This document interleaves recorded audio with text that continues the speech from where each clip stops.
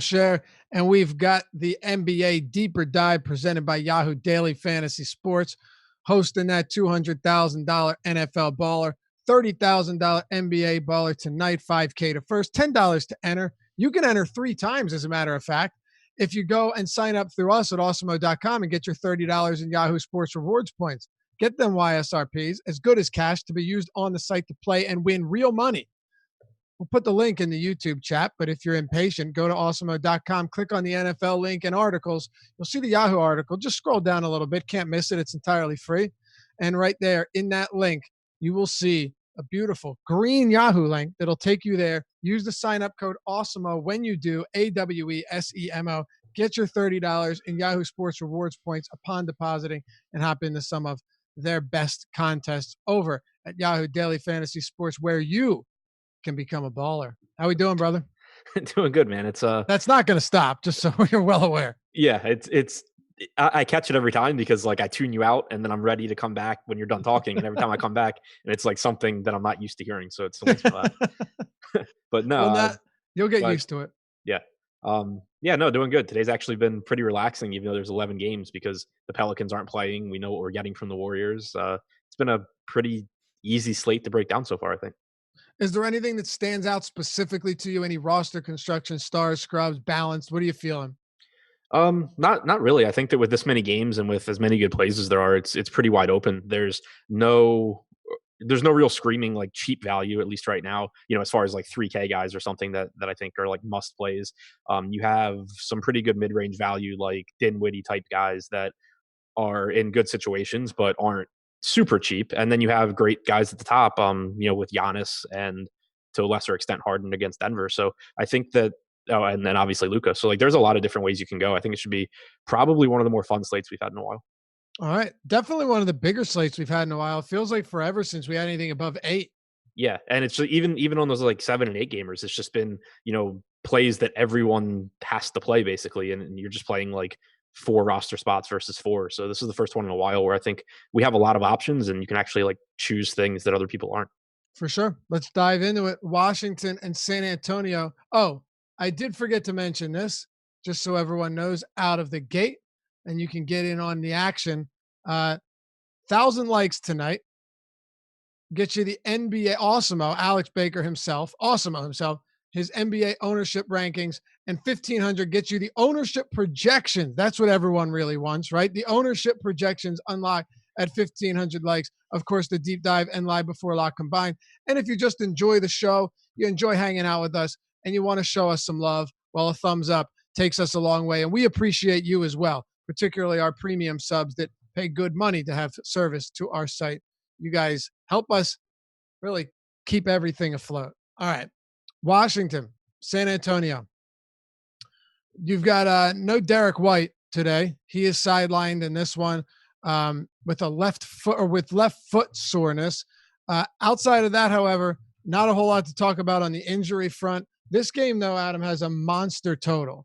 Absolutely ridiculous. 237 over under. The Washington Wizards are 2.5-point dogs. 117.3 total for them. 119.8 for the San Antonio Spurs. Got to be the highest total on the season for them. If it isn't, it's certainly one of them. A game open to 239.5. Expect to be a lot of scoring against 2 subpar defenses. Yeah, 2 bad defenses, and the Wizards actually the 3rd most efficient offense so far this year. Wizards games have really just been amazing all season long from a DFS standpoint because of that. That being said, it's kind of weird because there's not really core plays for me. At least, going through and looking at the DraftKings pricing, there are some good plays, but the pricing's pretty tight. I think that, starting on the Washington side, Bradley Beal really stands out. You should get around 38 minutes in competitive games. His salary's come up a bit, but he's still really affordable. 32.2% usage since Isaiah Thomas joined the starting lineup. He's still kept a 27.5% assist percentage as well. The Spurs, not the really slow team they used to be, and certainly not the great defensive team they were. So I think Beal stands out as my favorite play in this game. But then you get to, secondary options like Thomas Bryant, like Rui at 4,800. No problem getting to those guys, but they're much less appealing to me than Beal is. So would you consider Beal a priority on this slate? I haven't made lineups yet, and so it's kind of hard to say across 11 games, but I do have him as one of my better values. I have him for like 53 and a half DraftKings points, which obviously is a really nice projection at 9,500. Would you say that the Spurs are a pretty bad team, middle of the road? Where would you put them? I would say that, and I have no idea what their record is, but Need from it. I'll yeah, tell you right now, they're 5-9. okay, yeah, like I would say that they're not very good right now. I would expect them to get better just because of the coaching, but and they do have talent, but they certainly haven't been good so far. Yeah, they have a bottom five defensive rating. Not good. And while they don't play at an alarmingly fast pace, you can see from the total alone that we expect to see very little resistance in the defensive front. Anything else for Washington? Not really. It's just that with the team pretty much healthy, you're getting a bunch of guys that take minutes from each other, and their price tags have come up as well. You got 32 minutes last game from Davis Bertans. I haven't projected for 28 here, but at 4,500, that's not really a price tag I want to get to. Troy Brown's playing 26 to 28 minutes. He's a decent player, but the minutes are just so inconsistent. So beyond Beal, there's nothing that's really a priority for me. And I would say but behind him, it's like Bryant, Thomas, and Rui as secondary plays. San Antonio on the other side of this one again. One of the highest totals on the slate. The Spurs, matter of fact, with the second highest behind only the Milwaukee Bucks. They're at 122.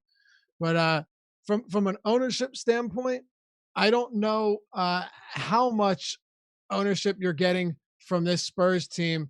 I was just looking at it earlier, and you've got like DeJounte Murray, of course, going to be popular. Outs Outside of that, though, there's really not a ton. A little bit of ownership on guys like Bryn Forbes and Rudy Gay, but it's mostly Murray here, who at his current price point is getting a lot of attention.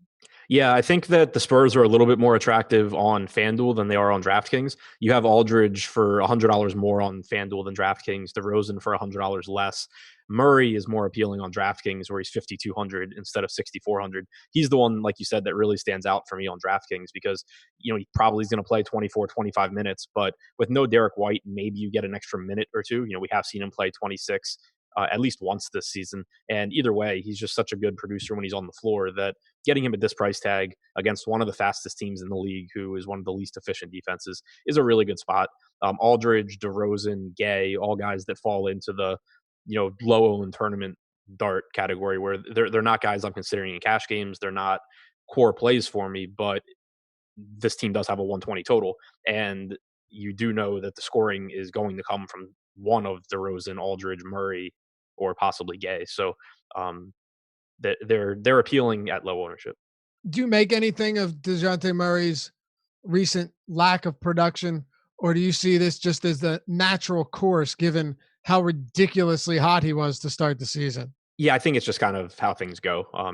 We kind of knew that no matter how good DeJounte Murray is, he wasn't going to keep putting up the numbers at the Yeah, same rate that he was at the beginning of the year. And I'm not downgrading him because of how he's played recently. I still think he's a really good player.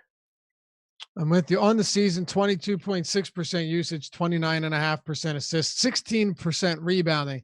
I can assure you that we'll probably see that come down a little bit, but nevertheless, he's still good at racking up counting stats. And at this price against Washington, yeah, that's definitely tough to get away from. Do you want to talk about anything else here before we move on? No, not really. Like Bryn Forbes is in the same category as Rudy Gay, where it wouldn't be surprising if he's the one that makes like a couple extra threes, but you shouldn't be building your night around them. Okay. So as far as totals go on this slate, this next one with Philly and New York has the second lowest over under. Now, of course, that doesn't mean everything, but it gives us a jumping off point. The Sixers have a 111.8 total. The Knicks are at 99.3, Adam, 12.5 point dogs at the Wells Fargo Center. But now we get news a little earlier that Josh Richardson is out for this one. So before we jump into the ramifications of that, let's hit on guys like Ben Simmons, Joel Embiid, the big names first. Yeah, so I think that this is a team that has some secondary options, but no one that really stands out as a great play for me. Embiid certainly has monster upside, but you have minutes concerns with him.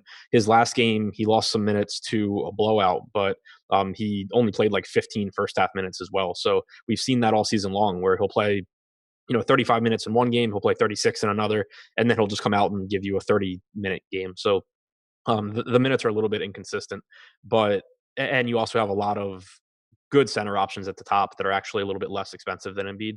So it makes him more of a tournament pivot if he's going to be low owned than a cash play or a core play for me.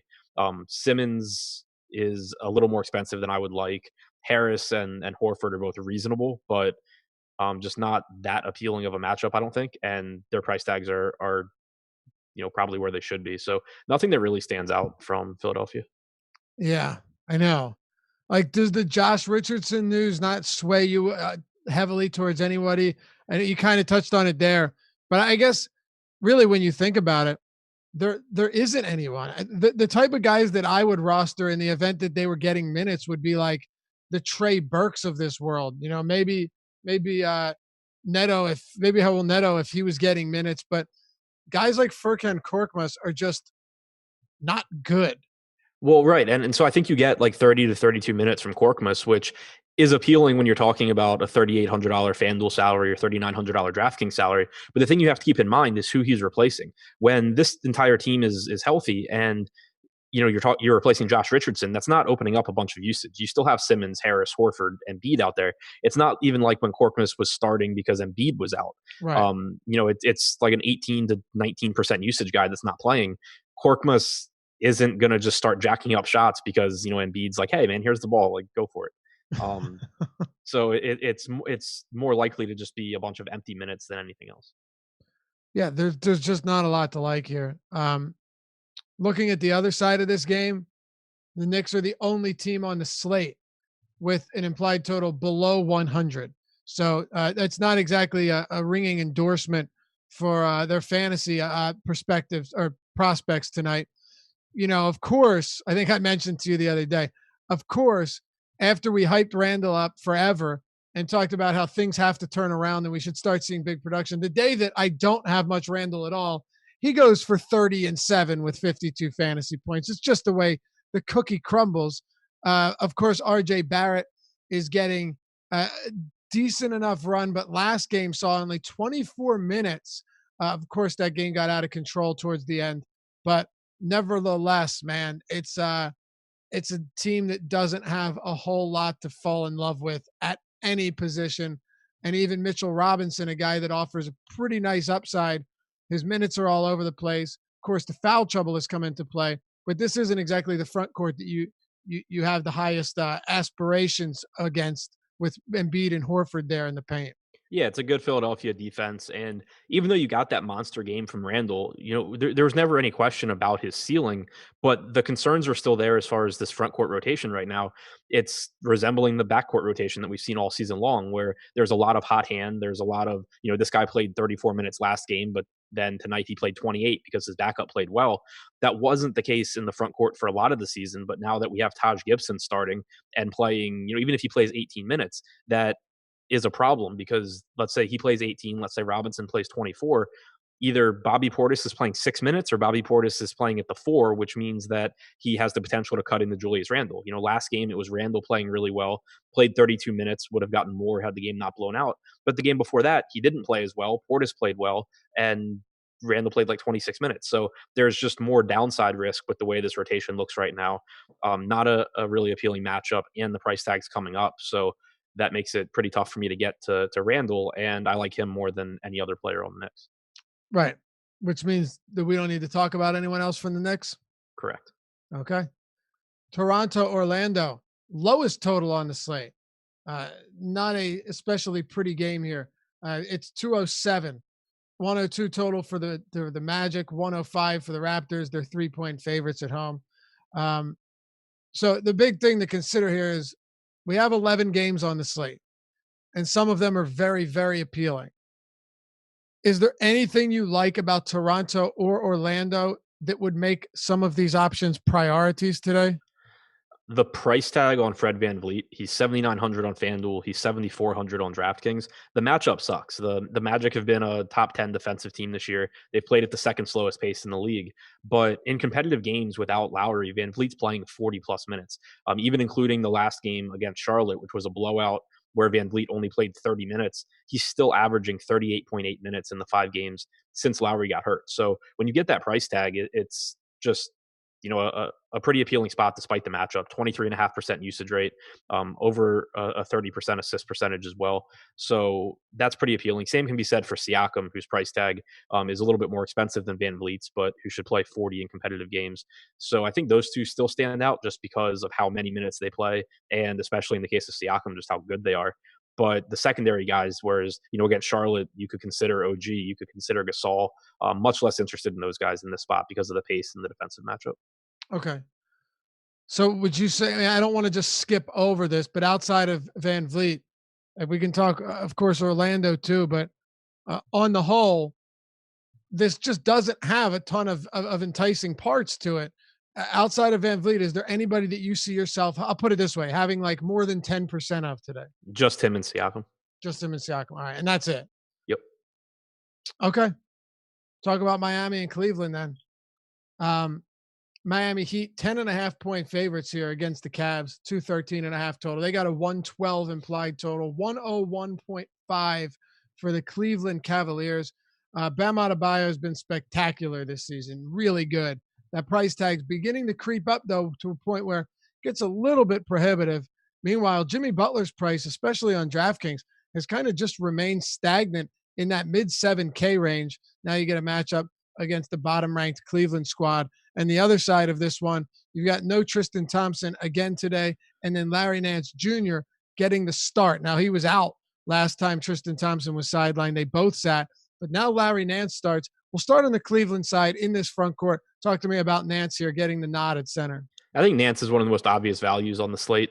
$4,300 power forward / center on DraftKings, $5,300 small forward for God knows what reason on FanDuel. So it's nice that you don't even have to roster him at center. I have him in for 30 minutes. I think he could play more potentially. He's averaged 0.94 DraftKings points per minute so far this year. Since the start of last year, playing alongside Love without Thompson on the floor, he's averaged 1.01 DraftKings points per minute over 300 minutes. So you should expect around the point per minute here. Miami's a quality defense, but they play at a reasonable pace, and the minutes should be there for Nance. The price tag's just too low. So I expect he'll be one of the highest owned guys tonight, and I think that's for good reason. Okay. He should be. There's no question. That price tag is wild. How many minutes are you projecting him for? I have him at 30. I have Ante Zizic at 22, so I have them playing like 4 minutes alongside each other. You willing to play them with each other? No. Okay. I'm barely willing to play Zizic even all? without him. Yeah. Yeah, fair enough. Anything else for the rest of this Cleveland team? Clarkson, Sexton, Garland. I mean, it gets pretty ugly once you get into the guards and the wings here. Yeah, give me some Kevin Love. He's only he's very cheap. Yeah, 7,400 on DraftKings, 8K on FanDuel. Really, really good pricing there.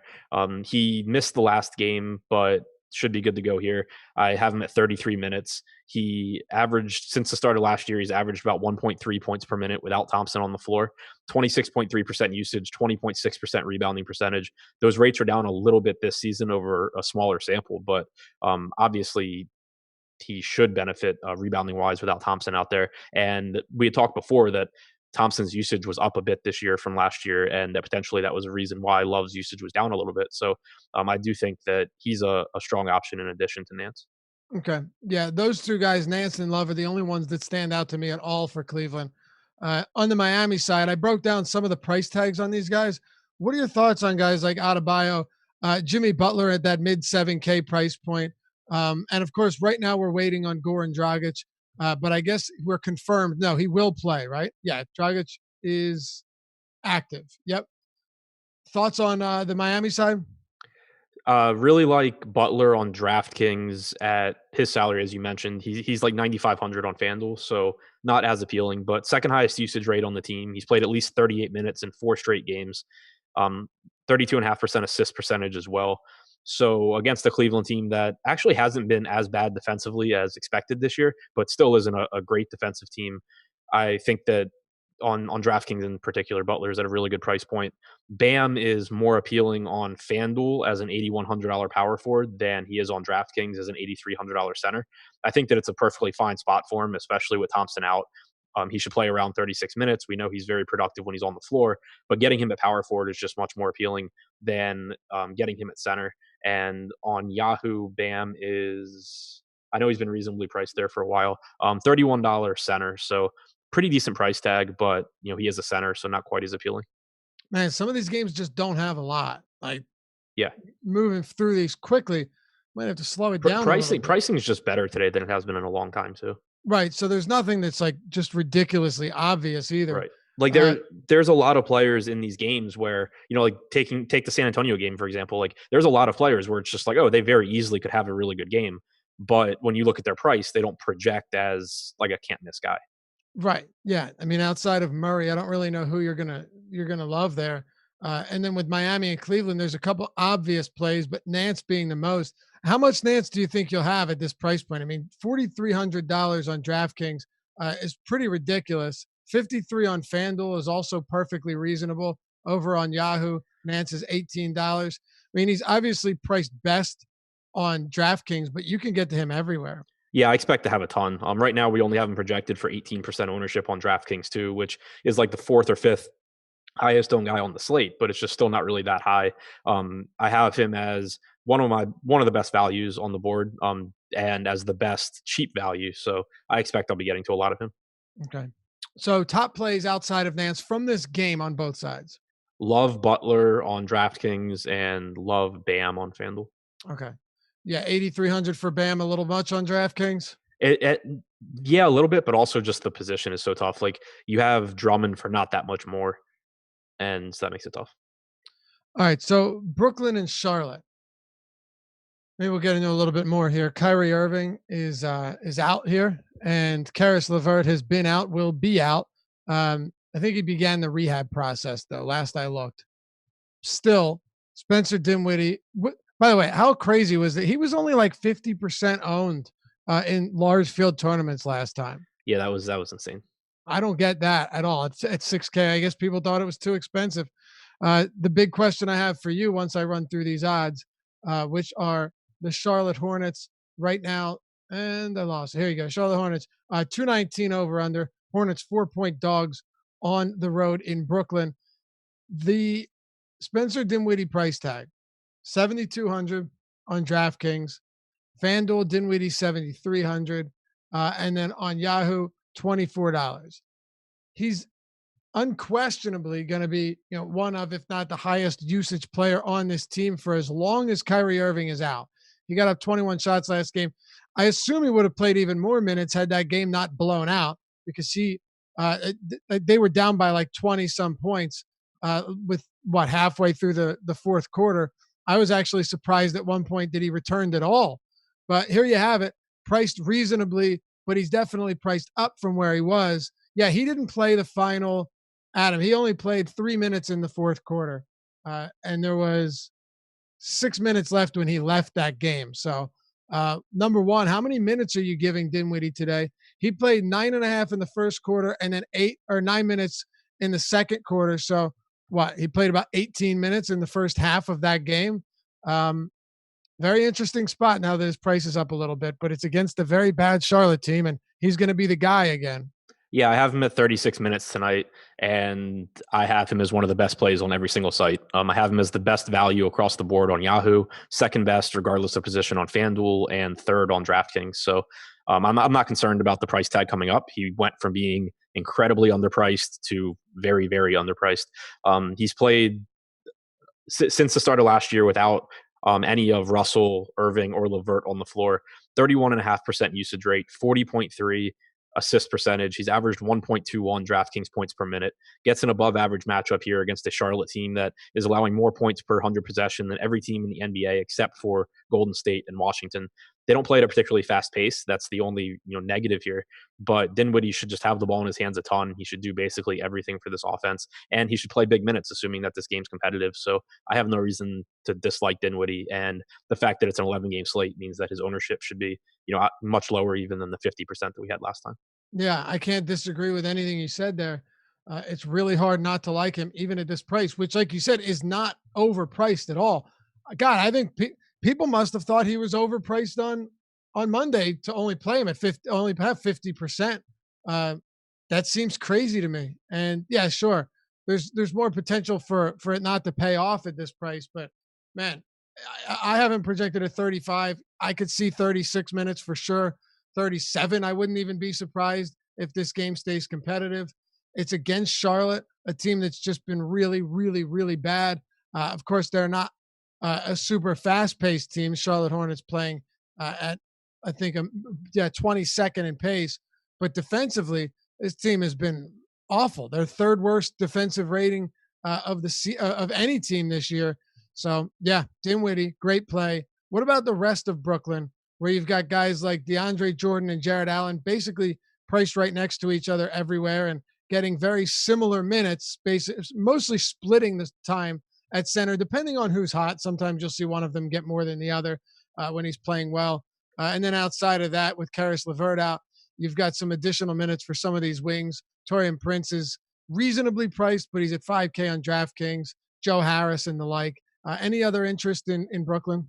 Yeah, Allen and Prince. 5K for Prince on FanDuel and DraftKings. Small forward on FanDuel, power forward on DraftKings, I think is just too cheap for him. He should play somewhere between 32, 34 minutes. And he has a 22.4% usage rate without Irving or LeVert on the floor so far. I think that he should have the second highest usage rate on the team behind Dinwiddie. So it's a pretty appealing spot for him. And then Jared Allen, his price tags come up on FanDuel to 6,600, but he's still 5,300 with power forward eligibility on DraftKings. Barring foul trouble, he should get 28 to 30 minutes, and it's a really appealing matchup against the Charlotte front court. So Dinwiddie's the huge priority for me here, but I think that Prince on both sites and Allen, particularly on DraftKings, are strong values. Okay. The Charlotte side, it's not exactly a bad matchup for Charlotte. Brooklyn's had a bottom 10 defense, actually bottom 8 defense this season, and a pace up spot here. So the Brooklyn Nets playing what at a top 4 pace, 105 possessions per 48 this season. Only 100 possessions per 48 for the Charlotte Hornets. So definitely a pace up spot for them. Is that enough to get to guys like Graham or Terry Rozier? Yeah, not as, huge priorities for me, but they do both stand out as just being a little bit underpriced. You should get around 36 minutes from both, assuming this game's competitive. Pace up spot.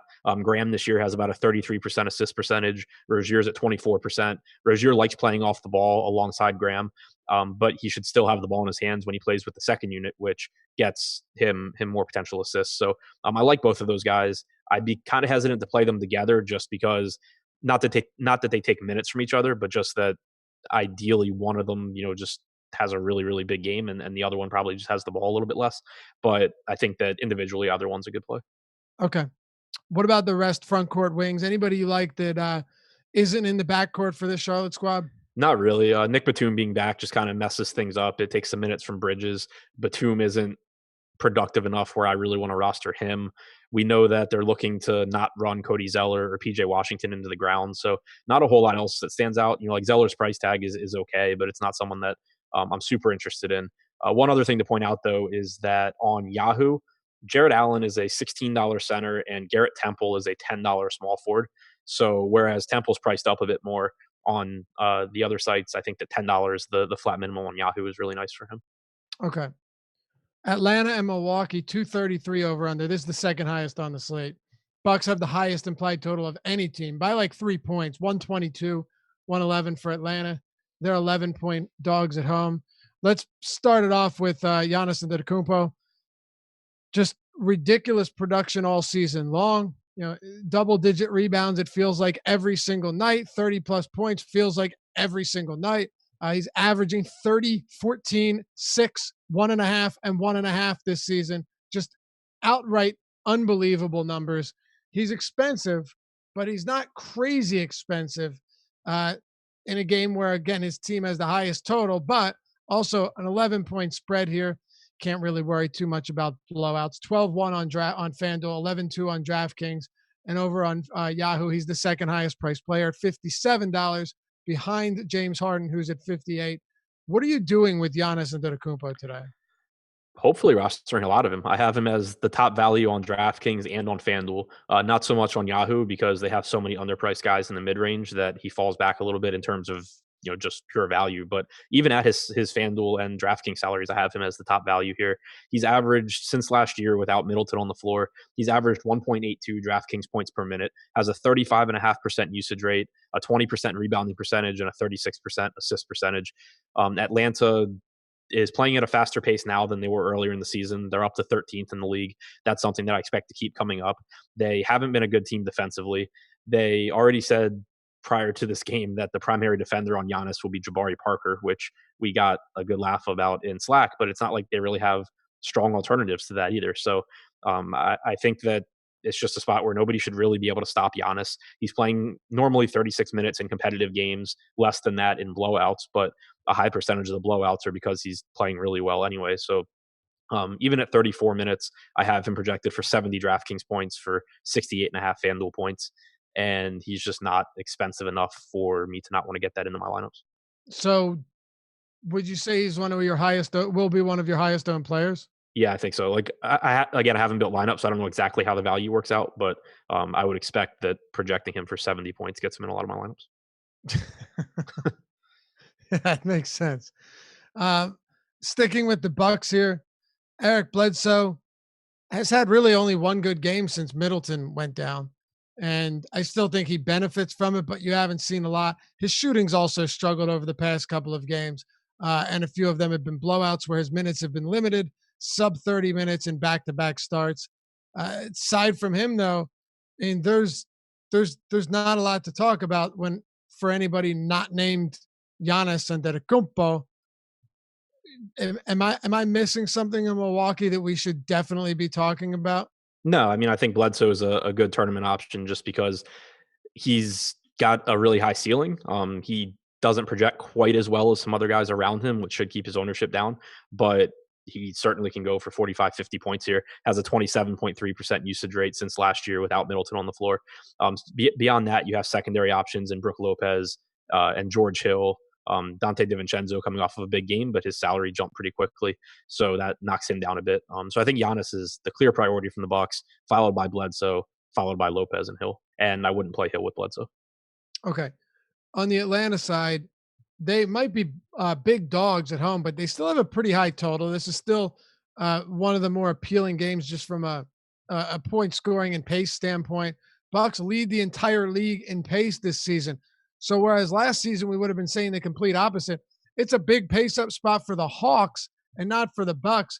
5 possession per 48 boost here for the Atlanta Hawks, who have one of the less appealing or less talented defenses, really rosters when you look at it as a whole. Milwaukee defensively, very, very good. They're allowing only 100 points per 48, which is, or 100 points per 100 possessions, sorry, which is really, really good. Um, Trae Young, still priced, I guess, at a spot where you could make that argument for him because he's not overpriced at all, at least not on DraftKings.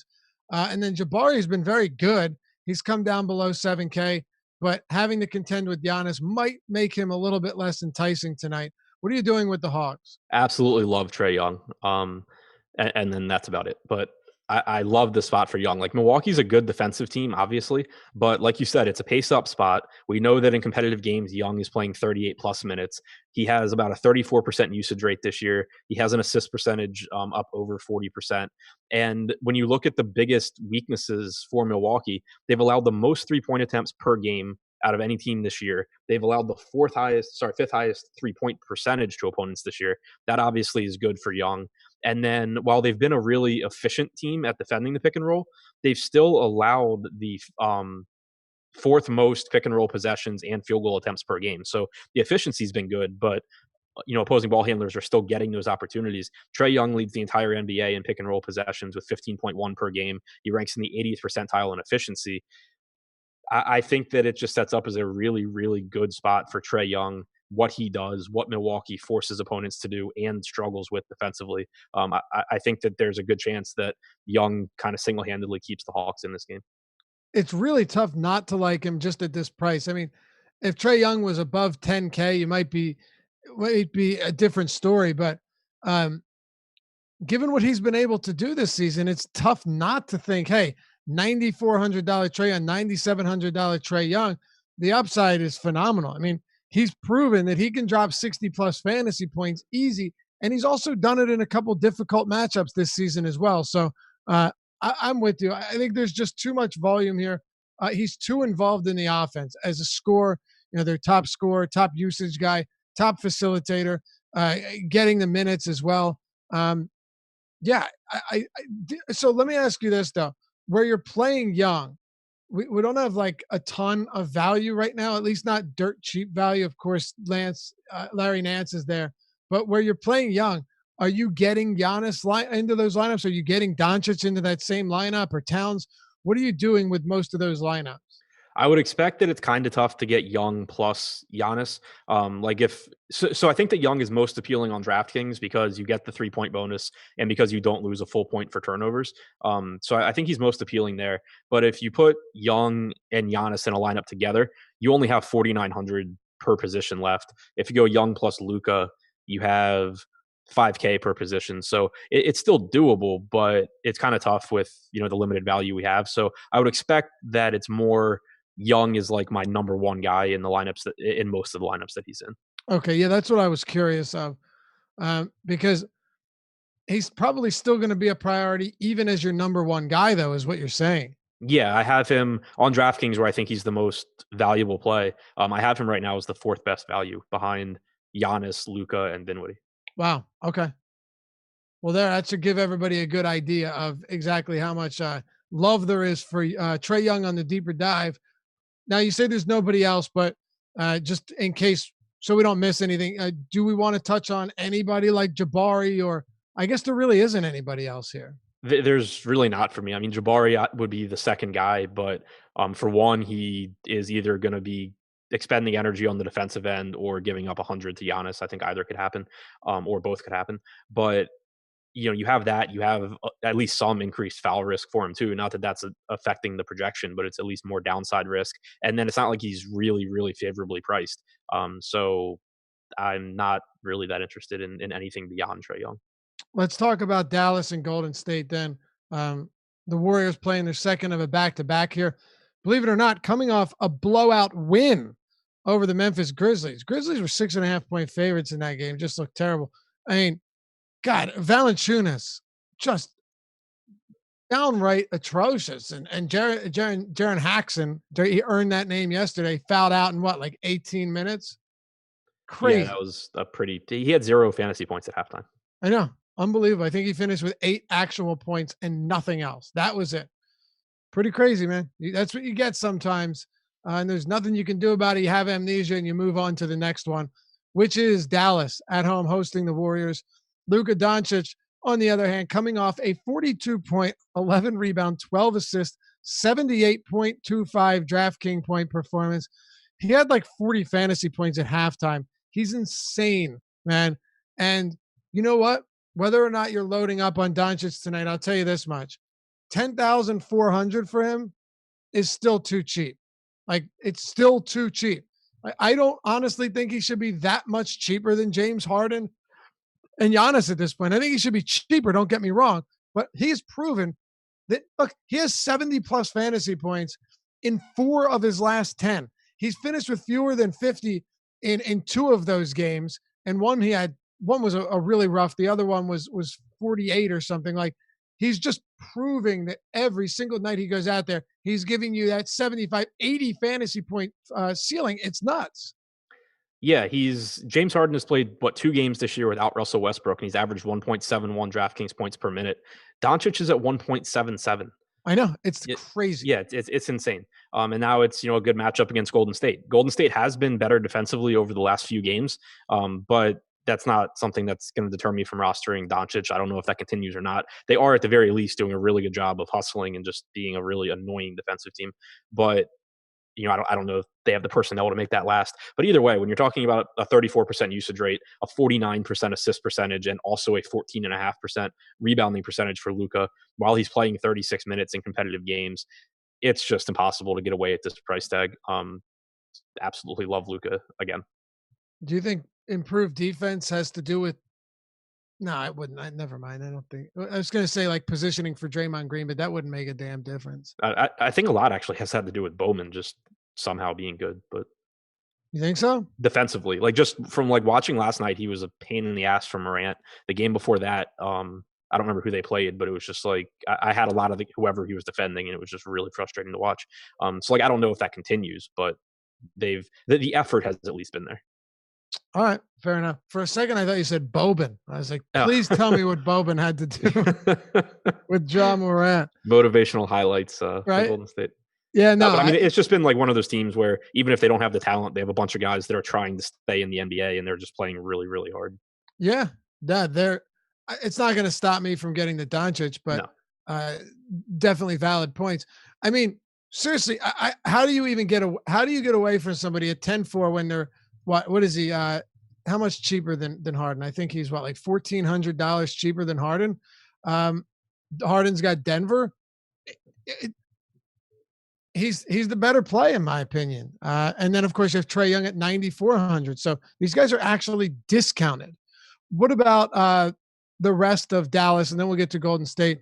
Kristaps Porzingis. I know somebody, or that might have been Josh that put him in the syllabus. But what are your thoughts on Porzingis here? I like Porzingis a lot too. His rebounding numbers have been improving lately. Over his last 5 games, he's averaged 16.2 rebound chances per game compared to, I think it was like 12.5 over his first 7. Obviously, that's an arbitrary endpoint, and it doesn't necessarily mean anything. But at the same time, I think it makes sense for Porzingis' rebounding numbers to go up as he kind of gets more back into the feel of playing basketball. This isn't a team that has like anybody getting rebounds outside of Luka, so I think it makes sense for them to be going up. On top of that, he is second on the team in usage. He's still reasonably priced. He should play about 34 minutes if the game's competitive. So I don't like him as much as Luka, but I do think that he's a strong option. Okay, you like Luka or Trae Young better? Luka. You do. Okay. Well, the way you spoke about Young, I wasn't sure if you had Young ahead of Luka. No, on DraftKings I have it Giannis, Luka, Dinwiddie, Young. Okay, Giannis, Luka, Dinwiddie, Young. Yeah, makes sense to me. Golden State side of the ball. Hang on with the Dallas side because Seth Curry's out. So right. I think that DeLon Wright could see enough minutes to be a decent value at 4K. One thing to point out is that you could see JJ Barea get back in the rotation potentially. He played 16 minutes in the only game that he played this year. But with Curry out, I think you could see him get enough minutes to where it's not like Wright has to get 34 or Brunson has to get 26 or something like that.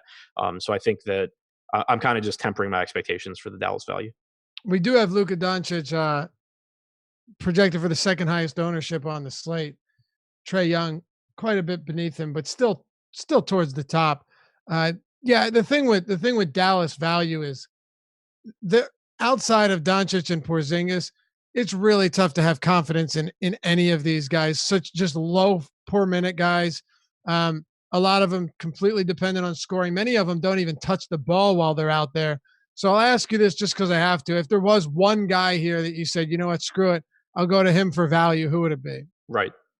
Okay. Golden State. Well, yesterday we saw, I thought Dre was getting that triple double. Didn't come to fruition. What? I agree. Yeah, I thought it was there. I had some Eric Pascal, and he fouled out. Kerr was going to let him run that game through too, even in a blowout. And then he fouled. Every time he came back, I swear he fouled out 2 minutes after he was back on the floor. Man, yeah, pretty ticky-tack foul calls too. I know they were. The whole thing was annoying, man. Yeah, but yeah, you've got Green handling a lot of ball handling responsibilities. Finished with 11 assists yesterday, 10 rebounds. Finally, a solid scoring or a solid game from him. You're not going to get big scoring game. With Green, you're hoping for 10 points, 11 rebounds, and 12 assists. Like that's what you want from Draymond Green, and a few blocks and a couple steals. And when you get that, you're going to be really happy. He's $6,000 on DraftKings. What are your thoughts on him tonight before we move on to the war? With more, I think he's still a pretty solid value. It's not as appealing as last night. Dallas doesn't play at as fast a pace as Memphis. They're not quite as bad defensively, and second game of a road back to back. So only a 102 total for Golden State, but Green's price tag actually dropped on DraftKings from last night too. So not a guy that I'm gonna have like 60% of like I did last night, but I'll still get there. I think the same goes for Alec Burks, who is still only 5,200. Should have either the highest or second highest usage rate on the team along with Eric Pascal. Saw a monster game from him last night, should play 32, 34 minutes again. So I think that Green and Burks are both, decent options, but not as high priorities as they were last night. Yeah. Also a lot more games than we had yesterday. Right. So I still think Burks is very much in play here. But not nearly as much as yesterday, like you just said. But you know what? He's getting opportunities. The problem with Burks is I thought he was going to start seeing some assist opportunities, or at least more than usual. He's still going to be a pretty scoring dependent player. Right. So there is that. Anything on Willie Cauley-Stein or Pascal or anybody else? No, like Cauley Stein should play about 26 minutes. Marquise Chris, I actually think you could use as a value guy in large field tournaments just because we don't have a lot of cheap value. He's at least someone that produces at a high rate when he's on the floor. You probably get like 20 minutes, but if Cauley Stein were to get in foul trouble or something, or the game blows out, or a million other weird things happen, there's potential for him to get more. So with power forward eligibility, he's the kind of guy that I don't mind getting a little bit of exposure to. I don't expect it to work out, but not that much has to go right for it to work. Minnesota and Utah. I got a decent amount of Carl Anthony Towns on my first crunch. I wasn't very surprised by it either. The price tag is pretty low. Of course, we're still waiting on Andrew Wiggins news, so that's going to play into it pretty heavily. Let's go ahead and just say that Wiggins remains out with that illness. What are you doing with someone like Carl Anthony Towns, who's $9,600 on DraftKings? Yeah, I think it's a pretty good price point. Still not like a huge priority for me because you do have a couple of cheaper center options that I really like, and the pace of that game shouldn't be very appealing for Minnesota. But I think the matchup itself is fine. We talked before the last time these two teams played that over the last few seasons, Towns has averaged basically the exact same fantasy points per minute against Gobert as he has against everyone, with like 1.41 points per minute. He's not the kind of guy that has to score on the rim. He's involved as a passer. He took 15 3-pointers last game. He just, was fine pulling Gobert away from the basket. So I'm not concerned about the matchup so much as I am the pace just not being that appealing. But I do think that, he's a strong option. Like where he's cheaper than Embiid, I prefer him to Embiid. Okay, I do too. Do you like anything else for Minnesota? And of course, let's assume Wiggins is out. I'll ask you first before I run through the rest of this team. If Wiggins is in, is there any interest in anyone from Minnesota? Still interested in Towns just because I still think the offense runs through him. Obviously, it takes, some usage away. It takes some of the facilitating away. But I projected him using just like his overall rates for the season as opposed to his rates with Wiggins out, and still got him as a pretty decent option here. Okay. What about Utah? Or assuming Wiggins is out, anybody from Minnesota outside of Towns that stands out to you? Would you see yourself getting to a Jeff Teague or really anybody of these wings? We're still waiting on Josh Okogie too. So there are some moving parts here, still some things up in the air that we're waiting on for the Timberwolves. There's not much else that I would love, even if Wiggins is out. I do think it would be worth taking a shot at someone like Jarrett Culver because Jake Layman is also out. So you would be pretty thin on minutes if Wiggins also misses this game. He did go through shoot around for whatever that's worth. But yeah, I think that it's not that you would get there with confidence, but you would have guys like Okogie and Culver that are really cheap that would at least have a shot at playing big minutes. Teague, potentially plays a couple more too, but his price tags come up a bit. So really with or without Wiggins, Towns is the one guy that I'm most interested in. Okay. What about the Utah side of the ball? We had a question in Slack chat earlier about Donovan Mitchell here. This is a home and home series, by the way. The last time these teams faced was 2 days ago in Utah. Donovan Mitchell struggled, but got up 23 shots. We said it last time, and I'll be sure to mention it again now. The Minnesota Timberwolves are playing at the second fastest pace in the league, 106 and a half possessions per 48. Utah's at 100.69. So it is a very much a pace up spot for Utah, but on an 11 game slate, there's also a lot of other options to target in other games. I don't know if it's enough, if the pace up spot is enough to fall in love with this Utah team, but I'll let you be the judge of that. What are you thinking on guys like Mitchell and Rudy Gobert? Yeah, I think I agree with you that in the context of the slate, it's not like I'm in love with anyone here. I do think Mitchell's the best play from Utah. I think he's a good option. He really struggled in their last matchup, but on paper, it's a really good spot. Pace up spot, like you said, leads the team with a 30.5% usage rate, fifth most pick and roll possessions per game for Mitchell. Minnesota's been the second worst team defending the pick and roll this year. So all of that looks really good for him. The minutes are there. The salary is reasonable. The only reason I say that I don't love him in the context of the slate is that you just have so many good guards, whether it's Dinwiddie, Luka, Trey, Draymond Green, if you're talking DraftKings. So it's tough to say that he's like a huge priority, but I do like this spot, even though he struggled in it last time. Okay. Anything else for Utah? No, not really. Not that I think I'll be getting a lot of on this slate. Okay. Deeper dive, all one word. So you get 50% off your first month at awesomemo.com. Get Awesemo Plus membership, 50% off using that sign up code Deeper Dive. Get the Awesemo ownership projections, player projections, top stack tool, boom or bust tool. And if you go to awesemo.com/join, scroll to the bottom, you'll see video tutorials on all of our best and most popular tools. Before you sign up, you can get a look behind the curtain and see exactly what you'd be getting.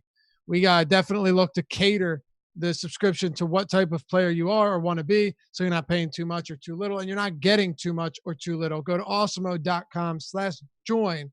Use the sign up code Deeper Dive, all one word. When you do, it'll get you 50% off, half off your first month. Or check out our express package, $3.95 a week, to get in on that weekly action. Chicago and Detroit. So we'll start with the Chicago Bulls here, Adam, and talk about a $6,800 Zach LaVine. Wendell Carter Jr. is at $5,500. These guys are obviously priced down because they haven't been particularly great. This game isn't the most conducive from a fantasy standpoint. But let's start with Lauri Markkanen, who has routinely disappointed no matter how cheap his price tag gets. He's even $500 less than he was last time out. DraftKings is basically begging us to play someone that's been miserable. Yeah, there was a lot of arguing in Slack today about Lauri Markkanen, and I'll start by saying that I think the Bulls are most appealing on DraftKings as a whole. They're really priced down there, whereas they're more reasonably priced on other sites. Markkanen's salary is too cheap for Markkanen. Even with how he's been playing this year, he's averaging about a fantasy point per minute. The Pistons have been the fifth least efficient defensive unit in the NBA. Blake Griffin being back shouldn't change that. But there are still concerns for him based on the rotation last game. Luke Cornett's out with face surgery, but we got a tweet right before their last game started from one of their beat writers that Daniel Gafford, who is the third string center, would be getting first half minutes. He ended up playing about 20 minutes in that game, picked up a few extra minutes because Wendell Carter Jr. was in foul trouble. But the big takeaway is that it appears we're back to Lauri Markkanen only playing the four and the Bulls using an actual backup center as opposed to Markkanen. Not only does that take away what should be more productive minutes at the five, but it also makes it really hard to, or basically impossible to project Markkanen for like 34 minutes, because if he's only playing the four and he plays 34 minutes, that means Thaddeus Young's only playing 14, which would be a really unusual outcome. So it kind of forces us to project him back to 30 minutes, give Young 18, and hope that Young doesn't get more than that. So if you're getting around the point per minute for 30 minutes, it's a reasonable price tag. I think he's a perfectly fine option, but I'm a lot lower on him than I would be had Daniel Gafford not joined the rotation last game and played really well. And I could have some confidence that Markkanen was going to get minutes at the five. So I guess what I'll say here after that explanation, a solid explanation at that. You say he's too cheap for Markkanen, right? You say that's too cheap for Markkanen, even 5,400 with the way he's played. Does that mean that he's too cheap, so I need to get some? Or like, hey, I really like Markkanen because he's too cheap? I'll have some. Right now, we have him projected to be the fourth highest owned guy on DraftKings. I don't think I get there, especially if that holds since I factor that in. But I basically have him just projected as a good point per dollar option that I have no issue filling out my lineups with, but that isn't like the first guy into my lineups. Okay. Well, you know what? We talked about Markkanen. We didn't get to the rest of this team yet. I almost forgot. Zach LaVine. Do you have any interest in LaVine? Yeah, especially at the DraftKings price tag. He's sub 7K. Yeah, it's not like it's a bad matchup. There's not tons of value on this slate, so getting a high upside mid-range guy is more appealing than it would be on some other slates. I still don't have him in the same ballpark as someone like Spencer Dinwiddie at basically the same price point. I would prefer Devontae Graham. I'd prefer Terry Rozier. So it's still just a secondary option, but he's cheap. It's a good matchup. He has a 29% usage rate this year. Chandler Hutchison's out, which maybe gets LaVine a couple of extra minutes just as a result of playing more minutes alongside Ryan Arcidiacono potentially. So yeah, I'll have some LaVine. It's not a core play for me. Okay. Anybody else from Chicago stand out? On DraftKings, Carter and White. With Hutchison out, Kobe White should play more minutes. I have him at about 32 minutes right now. He's been the direct backup to Hutchison. Haven't seen yet if he's going to start or not, but Jim Boylan did at least say that Thaddeus Young would not get the start at the three. So it's basically either going to be Kobe White or Ryan Arcidiacono. joining the starting lineup. Either way, I expect White to be able to play 30 to 32 minutes at least. And we know he's going to go out there and shoot. He has the second highest usage rate on the team behind Levine.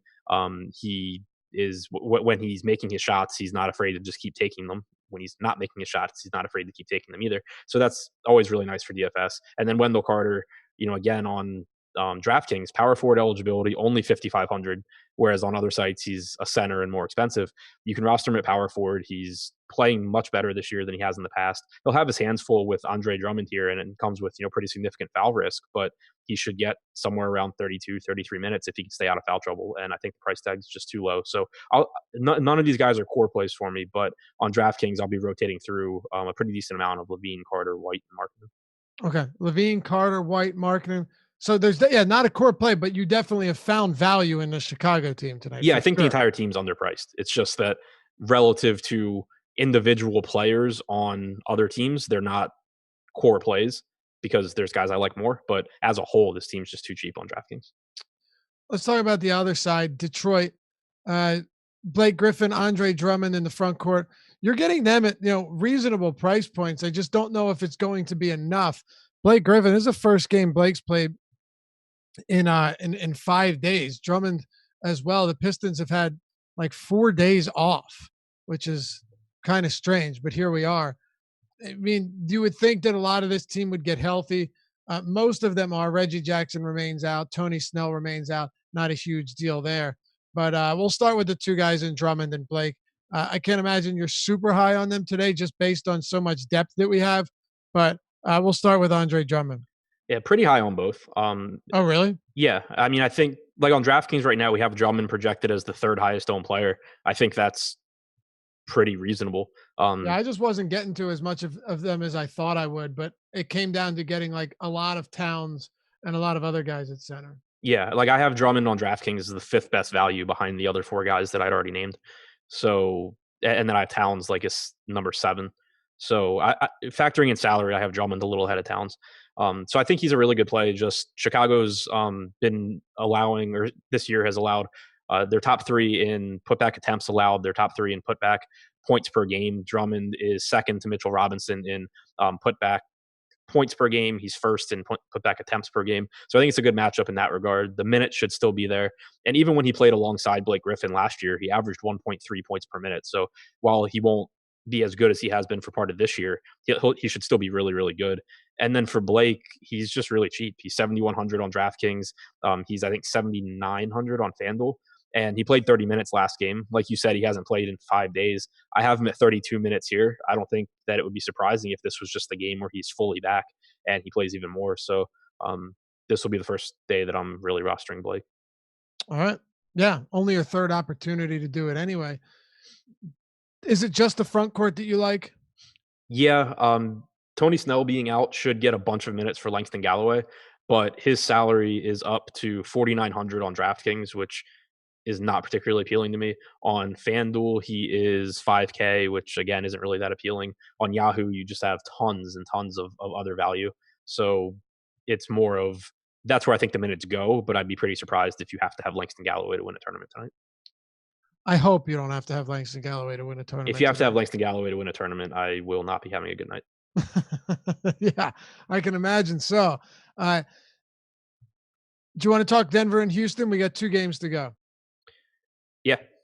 All right. So Denver Nuggets at home, Houston hosting the Houston Rockets. Just let me make sure we don't have any news. Nope, we're good. Did you see the Allen Crabbe update just now? The 25 minutes. Allen Crabbe will be limited to 25 minutes. The guy's like barely in the rotation, playing like 12 minutes a night. What does that That's mean? exactly why I didn't. I saw the alert pop up and I was like, oh, what? Right. I was unaware he was limited before by anything except for basketball ability.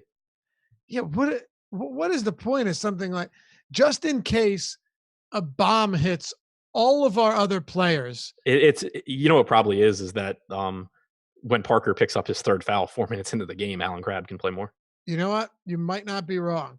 It's definitely possible. He is playing 15 minutes a night. So why? Yeah, his minute ceiling is 10 minutes above the highest amount of minutes he's played all season. Right, but like if you like map out Atlanta's rotation, where the hell are these other 10 minutes coming from if nobody's in foul trouble? No, it's got to be foul trouble. They're preemptively planning out the rotation for foul trouble. Right. That's great. Uh, Denver and Houston should be a fun game to watch. You can say that much. Now, it has a 221 total, and the Nuggets are 1 point favorites at home. Again, good game. But is this a game that you're going to be targeting heavily for fantasy purposes? Not too much. I think Jokic, it's kind of like Chicago, where none of these guys are my favorite plays at their position, but I like the idea of kind of one-offing them in tournament lineups and mixing and matching because it's a huge pace up spot for Denver. Houston's played at the third fastest pace this year. Jokic's price is still really cheap at 8,400 on DraftKings, 9K on FanDuel. Barton's pretty cheap, and he's been more efficient this year thanks to better shot selection. Jamal Murray, we know, is capable of just shooting the lights out. I think one guy on Denver probably has a really big game. Good luck guessing who it is. And then you still run the issue of they have to beat all these other plays that project better. But I do think that it's a good matchup for Denver. Is it? Yeah. Okay. So if you're sprinkling these guys in, who would it be? Give me three of them, or are Jok- there only two guys? Jokic 1, Barton 2, Murray 3, Okay. Harris 4. Now, when it comes to Houston, we've talked about it already today. Of course, you have James Harden, who has been spectacular this year, but you also have Giannis, you have Doncic, you have Trey Young, you have Karl Anthony Towns, three of whom are arguably underpriced. So, from a priority standpoint, where does Harden fit into things? He doesn't. Okay. Like, I wouldn't think so. I mean, it yeah, just and I feels mean, really difficult to get there. yeah, I mean, anyone can obviously say like, yeah, James Harden can be the highest scorer on the slate. Like, yeah, he can, but I just don't expect this to be a slate where ownership on the guys that I really like is so high that I need to be pivoting to guys that I'm less interested in. Denver's been the slowest team in the league. They're perfectly fine defensively. There's a pretty good chance, not that any individual defender should ever get you away from James Harden if you like him, but there's a pretty good chance that you get Torrey Craig back in the rotation here just to match up with Harden and Westbrook, and make Denver's defense even better. So yeah, I would rather just get more Giannis, get more Luka, get more Trey. Than be forcing in Harden here. All right. Do you like anything from Houston? Not really. I assume people will go back to Westbrook because he had a huge game last time. That's obviously in his range of outcomes, but you still have to consider that his rebounding numbers are down whenever he plays with Capella. His usage is down because of Harden. His assists are down because of Harden. It's not a game where Houston should have as many possessions as normal. So all of that combined with a lot of guard options I like, kind of keeps me off of him. Capella played 35 minutes last game, which is really appealing in his first game back from concussion. But at the same time, you have Drummond for like $1,000 more in a great spot against Chicago. You have Towns that we like and is a little bit underpriced. You have some cheaper value centers. So it's just not guys that stand out at their respective positions for me. All right. I don't have anything to add on that. There's really nothing that stands out for me either. So let's talk Clippers in Boston. First game this season with Kawhi Leonard and Paul George, both of them expected to play. Now the dynamic changes entirely. First of all, this team gets really, really good. I mean, what you're going to have a closing lineup of Leonard and George and Lou Williams, and I don't even know would Harold be out there in the closing lineup? And I even if would he, what's I would up, I would assume it's like Beverly, Williams, George Kawhi, Leonard, George, Harrell. yeah, that's so scary. I don't know how teams are going to score in the fourth quarter No, or the I'm first quarter. yeah, or at all. Yeah, ever. It's so strange that like this team, they're we saw what before George got healthy, their closing rotation had one starter in it, which is crazy. I guess Pat Beverly too, but he was out for a while. It's crazy how Doc Rivers has run this offense Yeah. and this rotation. It's gonna But be really fun to watch too, because like it's not like Beverly's a good defensive guard. He can guard every position on the floor, at least like reasonably well. So it's not even like he's an actual good defender across positions, just like George and Leonard. It's gonna be really fun to watch. well, Russell Westbrook says that's not true. That he's just running around tricking people. Yeah, Russell Westbrook says a lot of things that are definitely gospel.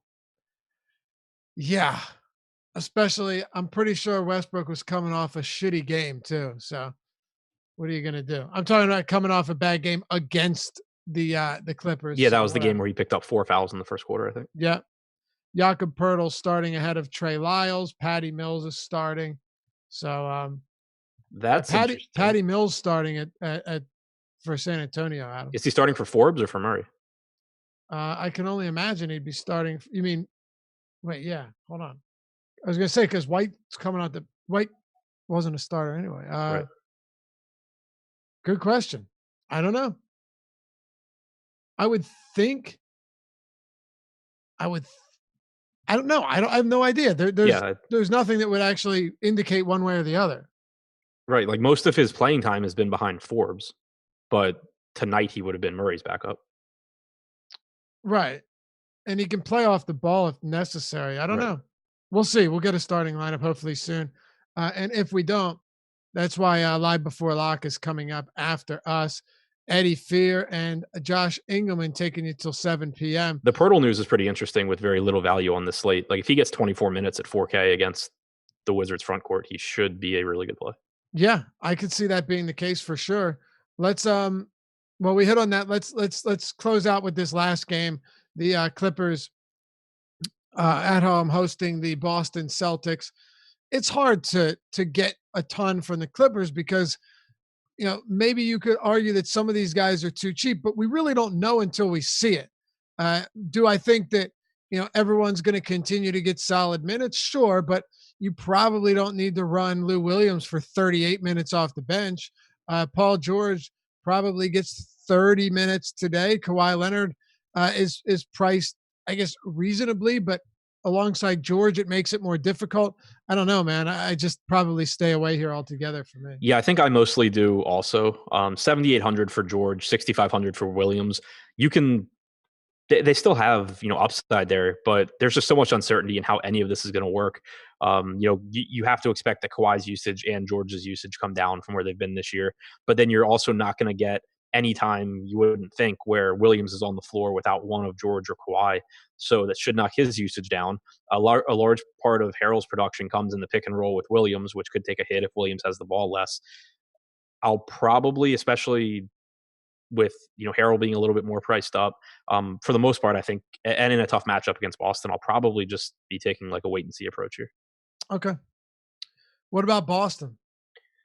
Kind of the same thing. A really, really tough defensive matchup. One guy on Boston that I'm interested in, though, that I think is a pretty sneaky value option. We have projected for 2% ownership on DraftKings. $4,300 Daniel Tice with power forward eligibility. Cantor is back, but last game Cantor played 6 minutes. Tice played 28.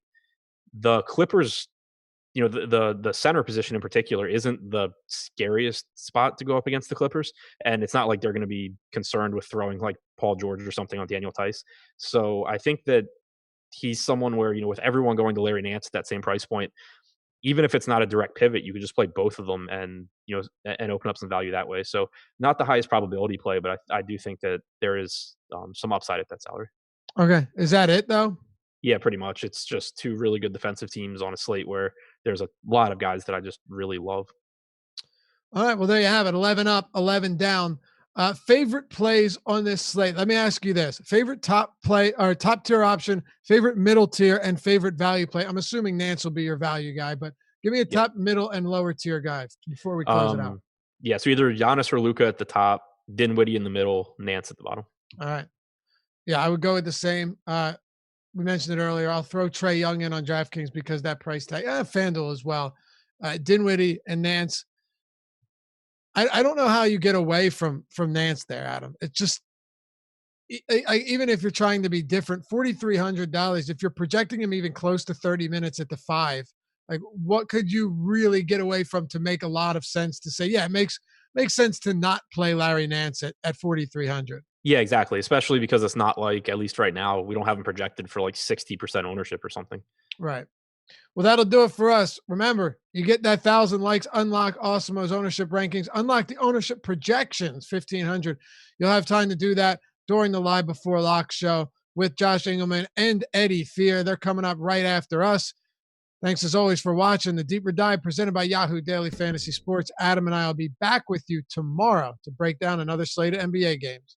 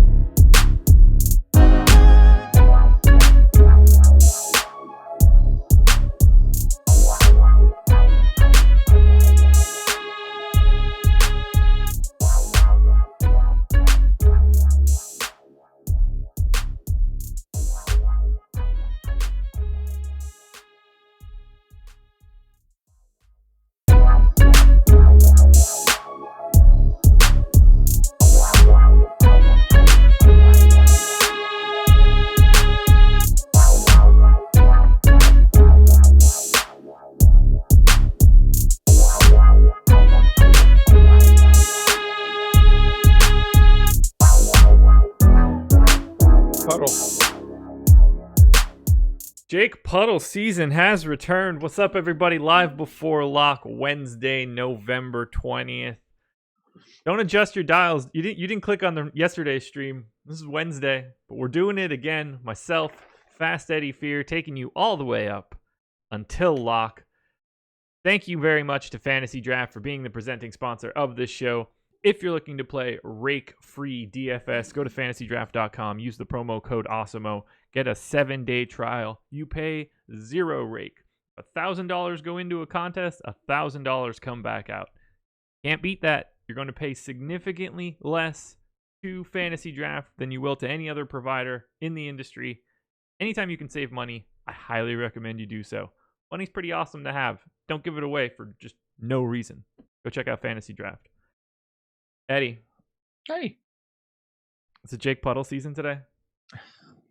It's funny as a jumping off point. Do you know what the most thus far through, a dozen or so games for most teams this season, do you know what the best position for fantasy points scored in a matchup on FanDuel, your home site is?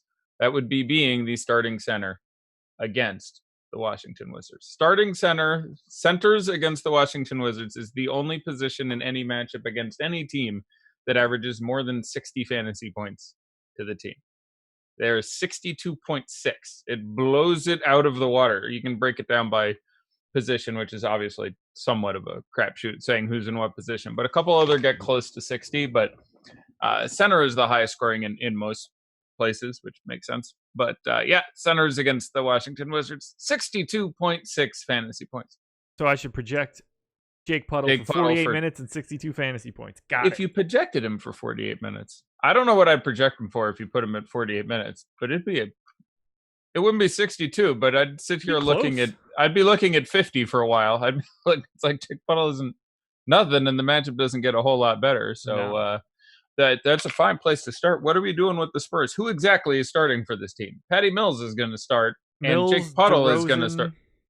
Aldridge, Puddle, and Bryn Forbes. Right. Probably. I think it's out. I could be wrong. All I saw was that these two guys are starting. I looked for Spurs lineup and didn't see it. But that Mills is starting ahead of Murray today. That has been which is interesting. Like, is that early enough that now DeJounte Murray? Like, what's going on here? Is this we're giving everybody? Is this one of these they suck? We're going to rest people, but not really rest them things. Like, are we going to get 23 minutes of LaMarcus Aldridge? Have we ever been able to trust the Spurs? No, that's what I'm bringing that as a real thing because I'm obviously, and I'm sure many people are, big fans of several of the Spurs today. I was a big fan of Mills before this, which isn't weird with White out. You look at him getting 4 or 5 extra minutes. And again, he's by no means a fantasy machine. He actually played into the mid-20s last game and had like 10 or 11 fantasy points, but there is not a lot of really good value today. So him at 4K on DK and 3,600 on FanDuel made a lot of sense. I think Bryn Forbes was going to go under-owned for a spot where he could make his 8 3-pointers and get 24 real points and 30 fantasy points. I think, again, Aldridge, who I expected to start at center, we just went through that fairly meaningless stat about, centers versus Washington, but it's obviously a really good spot. DeRozan coming off a monster game. Like, these are guys who are going to have some interest in, but this is something Popovich does, where he's like, all right, I'm not resting everyone, but I'm kind of resting everyone. Marco Bellinelli will play 25 minutes tonight, and that'll be the second most on the team. So that's a tough one for me on a giant, juicy slate. Here's a quote from Pop. I don't know how much any quotes from Pop have ever mattered in terms of legitimacy. He's a scorer, and we have started out really poorly in games. His leadership ability sort of rubs off on everyone else. We're going to put that out there to start the game and see if it kickstarts us at all. Regarding Patty Mills. Interesting. Yeah, I saw he gave a somewhat similar quote about Rudy Gay. He was in a complimentary mood tonight, which is interesting for the normally stoic and somewhat acerbic Greg Popovich. Okay, so here's the real question. Who is the guy that you like most of all today? But first, everybody hit that like button. Trying to get that free content? 1,000 likes for ownership rankings, 1,500 for ownership projections? Hit that like button.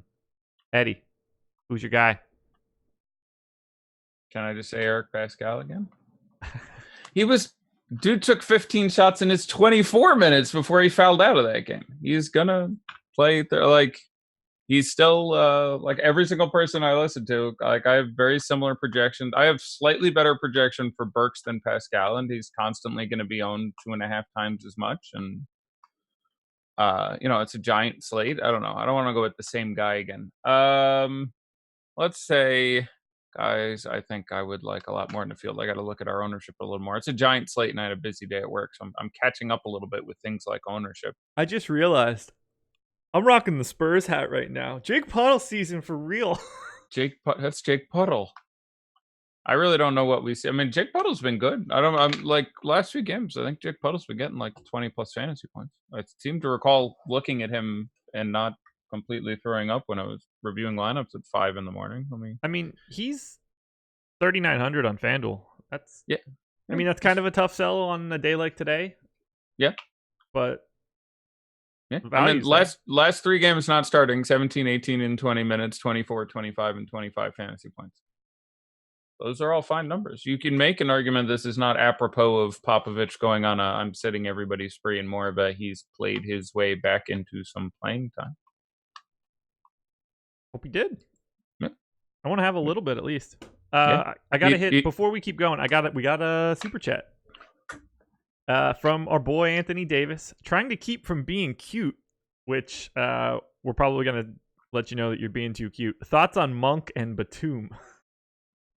That's not cute. today. That feels too cute. Between those two, I guess I would play Batum, who is obviously incredibly cheap. I expect the minutes to still continue to slowly escalate, although they're obviously in full rebuild, give all the kids a lot of time mode there. But actual member of the 5x5 club, you can pick up a couple steals, a couple blocks. So if I'm gonna play one of them, but our reaction, remember the question we had yesterday where we had the same reaction? Where someone said they were getting overwhelming amounts of Melly. Would have been decent to have it. And it was like, it worked out for you. So we give it a thorough talking through. Neither of those would be guys I would specifically be targeting. Both are obviously insecure with them. It's just a giant slate. Like, there are guys you can look at who you can just project for much safer minutes, who are also going to be 2 or 3% owned and would just project better. So, I mean, if you had 5% of each of those guys, sure, that's just an absolutely fine matchup. Either of those guys can blow a $4,400 price out of the water, but not guys I'd be specific. I don't have a great take on those two men tonight. We just got some news. Oh boy. Draymond Green game time decision. Oh boy, did someone say Eric Pascal? So Marquise Chris would be the guy there. Now you have to have the Marquise Chris conversation, because that's the guy. Like, it's good for Pascal. It's good for Burks. The efficiency is going to go all to hell. I mean, that offense will be functioning at an incredibly bad level. It probably goes most to Burks because he can just hero ball it a little bit more. So I'd probably give him the slightly larger cookie, but you'd be looking at. You told me Draymond Green doesn't play right now. They have 9 men on the roster. They play the same 9 guys every day. Yeah. This would make it 8, and you're shedding 30 whatever of Draymond, and the biggest piece of that in minutes would go to Chris. You get a little bit for Poole, a little bit for a couple other guys, but I don't know if they can get Smiley to the team quick enough. His ankle is wrecked. I don't think he's close. They just assigned him to. Did they really? Their G League affiliate, which is hysterical to think about right now. How do you think those guys feel? It's like, God, I can't make that team. Yeah. Like, I wanted to play in the NBA. I can't even make the Warriors. Yeah. I don't think that he's making it to Dallas for this one. Either way, but he's the only other body that I know could potentially see the floor. Yeah, so let's look at prices and positions. I'm not gonna lie offhand. I know I ranked him. Came off a big game last time because Eric Pascal fouled out in 24 minutes. That's why he got some time. That's where that directly went. But those minutes go immediately to Marquise Chris as the immediate most significant benefactor. And I'm probably going to have to be a giant fan now. But so let's see, 3,700. Would you assume Draymond sits? Like, if you were if we were having to set odds on this, I think that I would have bigger odds on Draymond sitting. What is the complaint? Messed up his elbow yesterday in the game. Took a Right. spill. Went out. I was just wondering if they gave any other details. All right, let me look at that. 4,400 Kai Bowman on DraftKings is suddenly appealing. Yeah, because he's going to play 36 minutes. Yeah. No, he'd get 12 minutes. Marquise Chris would of Draymond's, 34 minutes or whatever. You'd give, 12 to 14 to Bowman, 14 to 16 to Marquise Chris. I think is the most likely way that gets distributed. So, yeah, only 2 games on a back-to-back tonight. An related story, which is very nice. Again, that's not surprising when there's 4 games yesterday and 2 tomorrow, but a massive slate with little scheduling issues is a thing. That is that the 10 p.m.er? Oh, no, it's 7:30. That's the early game. They're in Dallas, isn't it? Yeah, they're in Dallas. There's 2 games at lock, and then that is one of 5 at 7:30. One other piece of news. This is from Darnell Mayberry. Just saw Bulls rookie guard Kobe White cut his pregame warm-up short with what appeared to be a lower left leg ankle injury. He walked off under his own power. I don't want to speculate. Jim Boylan to address the media in 5 minutes. Well, that's really interesting because they're getting pretty shorthanded now. I thought Kobe White was going to start today. They specifically went out and so Chandler Hutchinson will not play. Right. And they specifically went out and said that Thad will not start. And Boylan loves himself some 3-guard crap.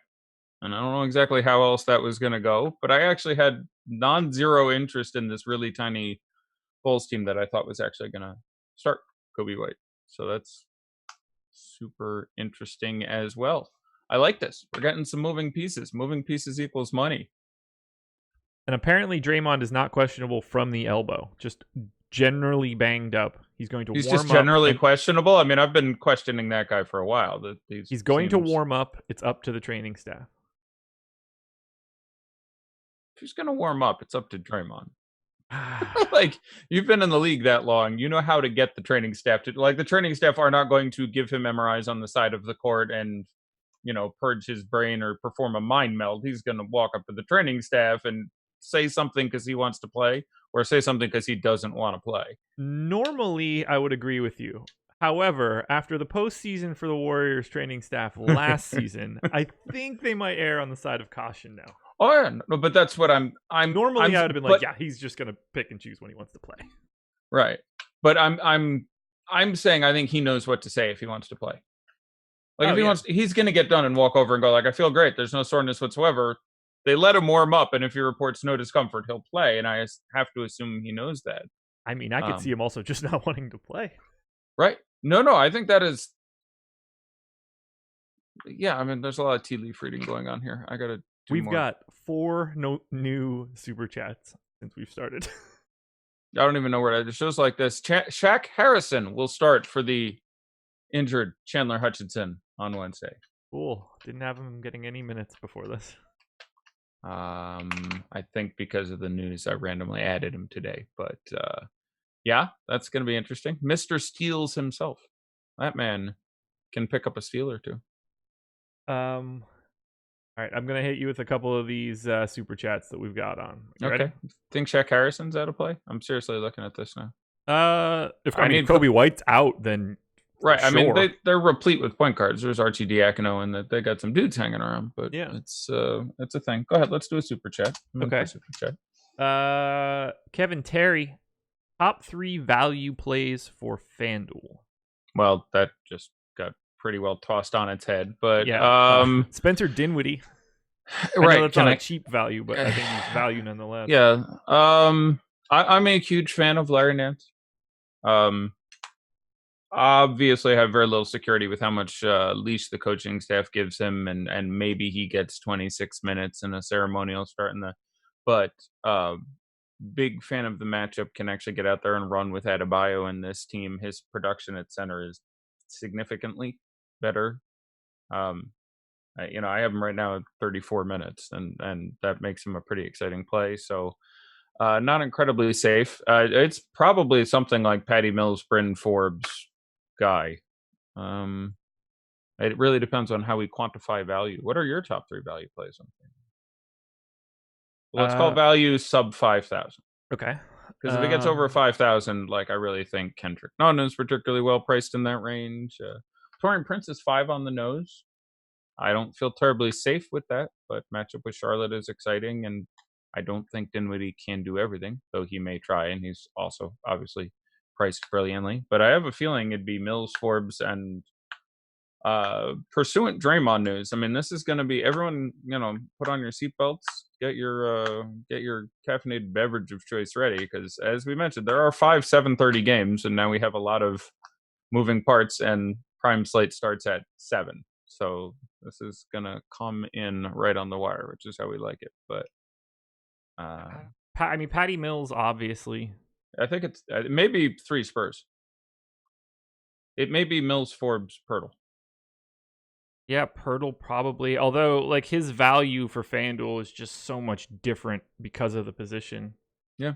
Although the center position isn't brilliant, like you still have consistently underpriced Jokic, and you have Embiid, who in any game can get off and go crazy. But it's not one of those nights where I've got no Blake, Drummond, and like we have, Towns without Wiggins necessarily. And it's not one of those spots where it's like, we have 3 centers tonight who we projected 54, and one of them is probably going to get 68. Like, there's a real chance that 22 out of Jake Pirtle at center ends up being the right play.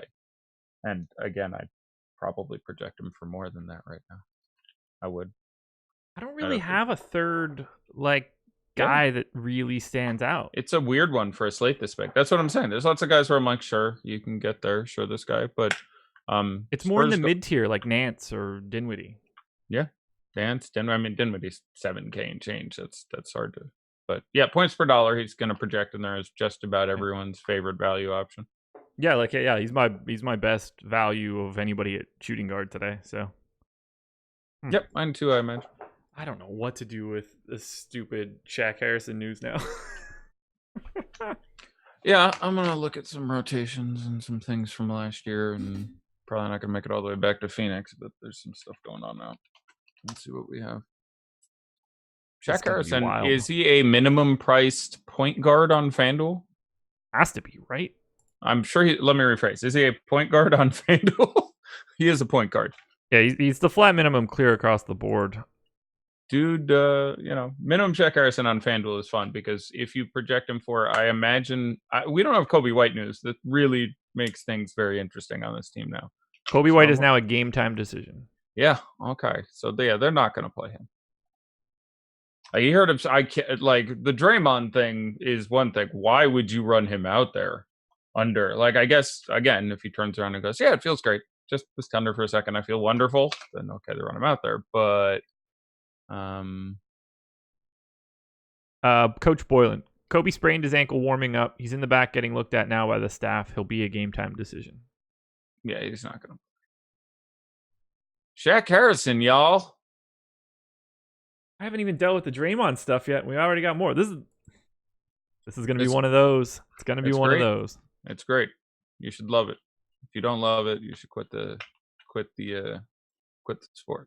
Yeah, if I give Shaq Harrison 26 minutes, I think Archie has to play 26 minutes.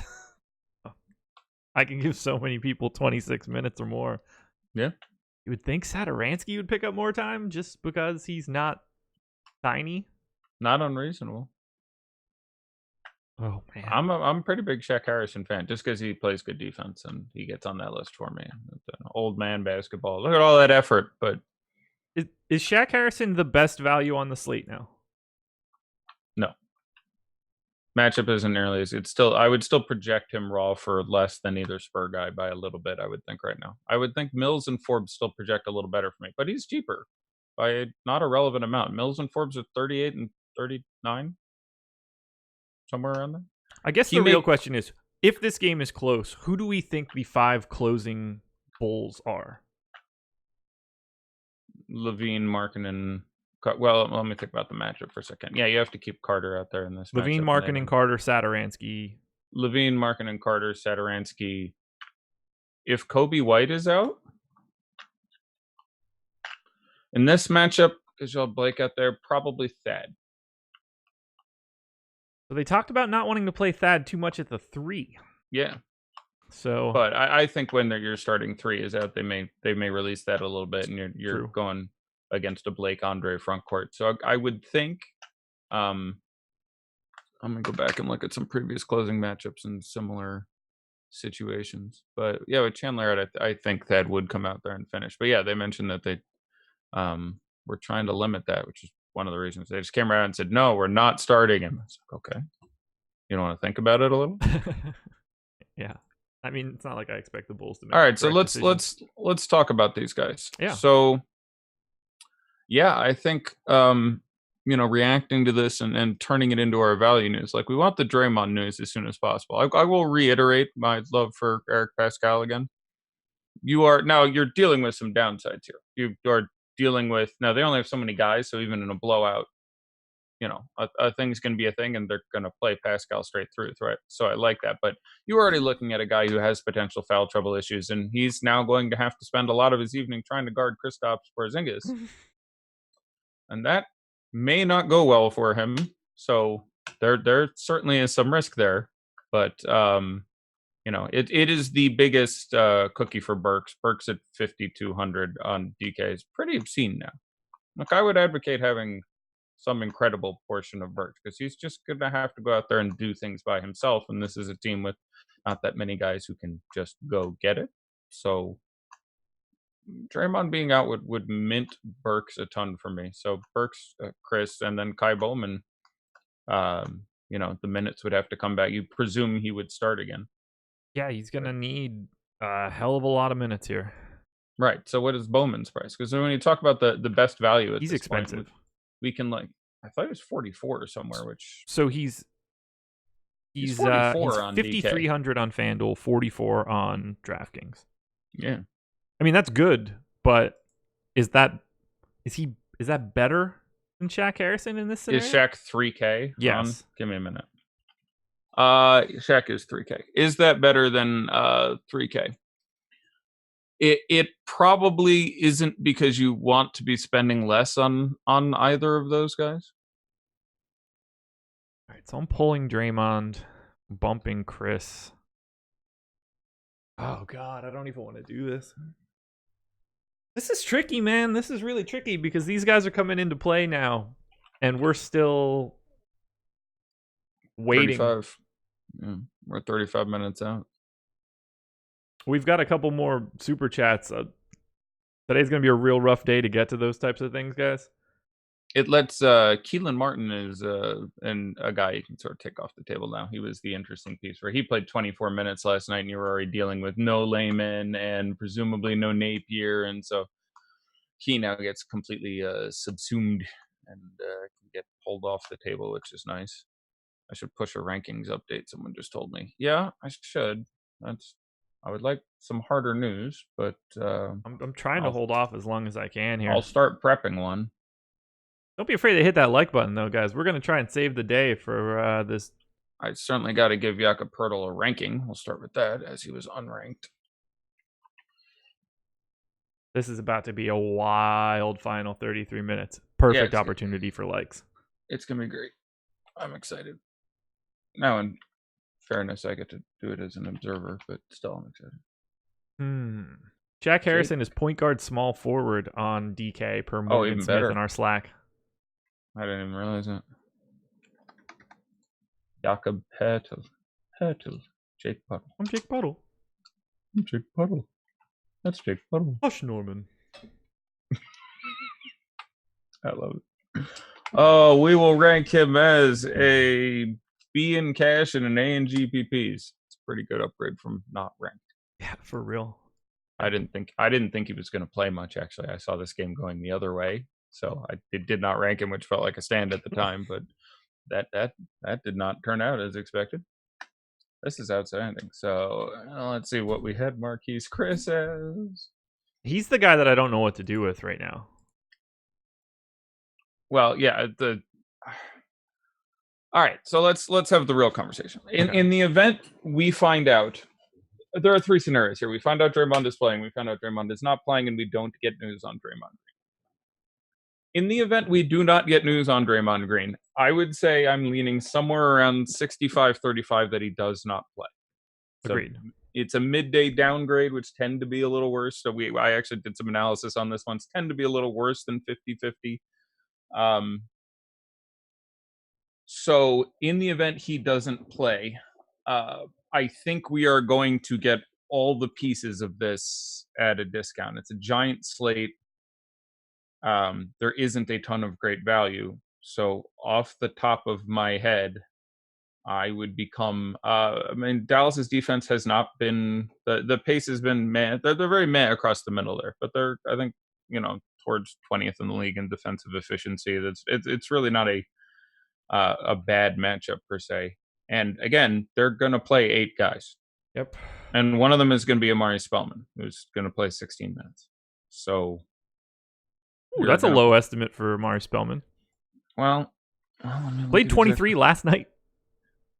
Yeah, but that's Pascal foul trouble. Without Pascal foul that's trouble. That's also 35 minutes of Draymond. Yeah. No. It's let me see exactly. I gave him 22, and I still have 7 minutes left over. Yeah. I mean, the 3 games previous with the exact same 9 guys, he played 14, 12, and 15. So, the Draymond out, that should come up. And 16 off the top of my head might have been a little low, but I think I'd still take the under on 20. Okay. He's just there. He is lowest priority, and they have a slightly better bit of depth there, but you may be right. Let me give that a better look. Wouldn't be super interested anyway, but again, you're going to get him at 1% owned, and the opportunity will be there. Let's take a real good look at this. That'll go there. I mean, there's that rotation. Not that I'm telling you math you don't already know, but we're looking at 30 minutes for 8 guys. Yeah. Yes. 240 divided by 8. Yeah. Yes. I mean, clearly you know what that is. Yeah. Bowman will get over that, and obviously some number of guys would exceed that. Burks will get over that. Pascal, presuming no foul trouble, would certainly get over that. But I'd say Dallas better beat the brakes off of them, but they can't beat the Knicks. So, that was something.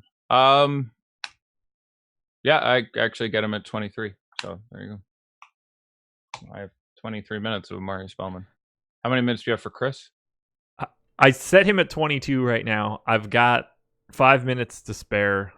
Yeah, I have him at 27, so I think we're identical otherwise. I'm just afraid to keep bumping him. No, it's insane. With the rates and everything, it's going to throw your shit. It's going to put your stuff in a tizzy. Today's going to be one of those days. Spellman stretches a little better. I'm running with this now. Yeah, let's assume Draymond does not play. Rank your level of interest in Kai Bowman, Marquise Chris, Amari Spellman. I don't know, Eric Pascal and Alec Burks. Alec Burks on DraftKings is probably the best combination of price and guy that is going to have to do the most. I agree. It also lets you can finally build some nasty lineups that have previously been impossible. I would rather have Chris than Bowman. Yeah. I have Chris projected higher at this moment. I'm not sure I would rather have him because I feel like there's a bit more. It depends exactly what you're trying to do. But I'm a big fan of both of them. But yeah, Chris, you're saving $700. Bowman for $5,300 on FanDuel, you can just treat as a guy that has a good spot, but he's nothing crazy there. No, I agree. And there you have, Shaq Harrison, who we just unearthed, and Kendrick Nunn, who is 500 more there. I would rather go to. So yes, FanDuel, an entirely separate list of priorities. DK though, I feel like at the moment I'm trying to get at least 3, if not 4 Warriors in my lineup. Bowman, they're playing 8 guys. I don't have a problem if you play Spellman. I don't think Poole is much of a priority. They've been constantly restricting his minutes. I gave Jordan Poole 30 minutes and he still sucks.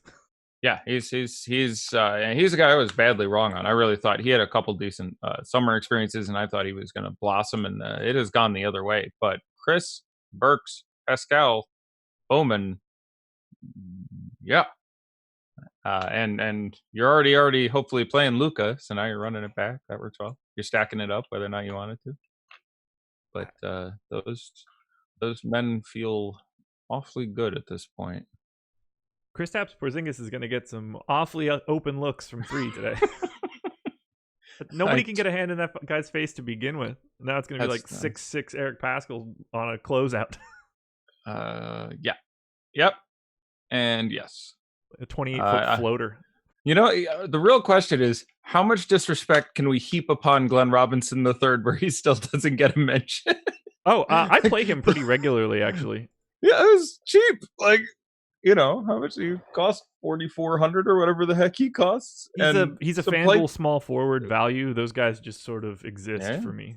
Yeah, he was playable back on the Pacers or whatever. Is just like small forward. Yeah, on FanDuel, that's always going to make a lot more sense.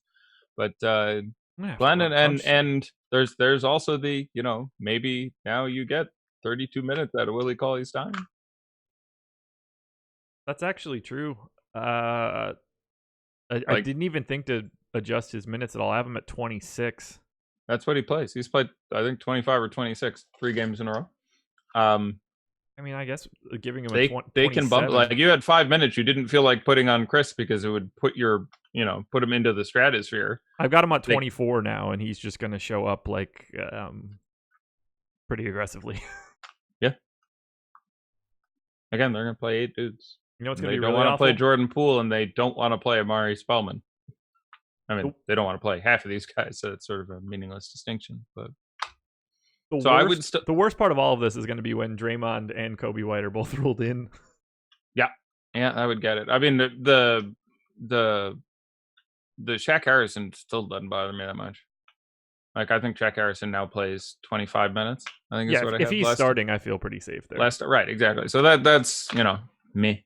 Dude is a freak athlete. Yeah. Yes. And yes.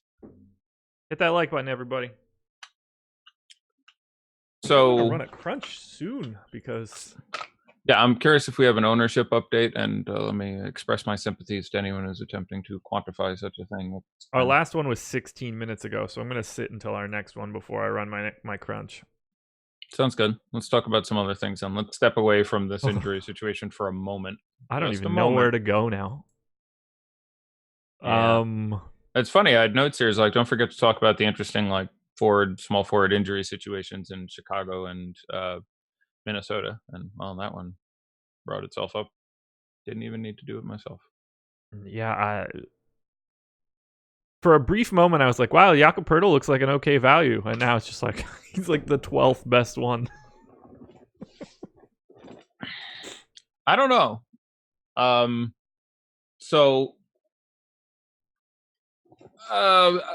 think he is going to fall under after all those Warriors other than Spellman and Poole.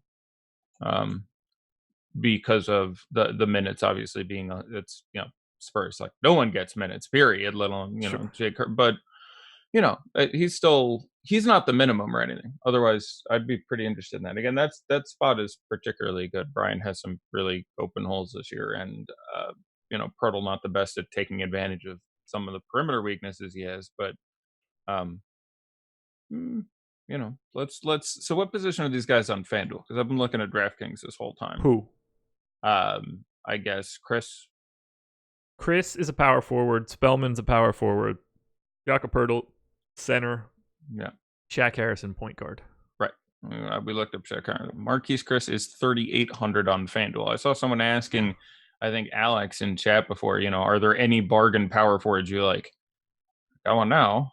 Trying to look if there was anyone else in that category I would have had. Hey, other DFS site that everyone follows for injuries, stop posting injury news for Thursday right now. Oh, really? I don't give a single shit that the Suns guys are out.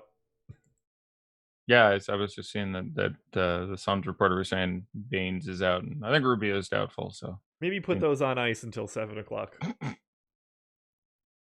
I was ready. I saw like out. I was ready to have a panic attack.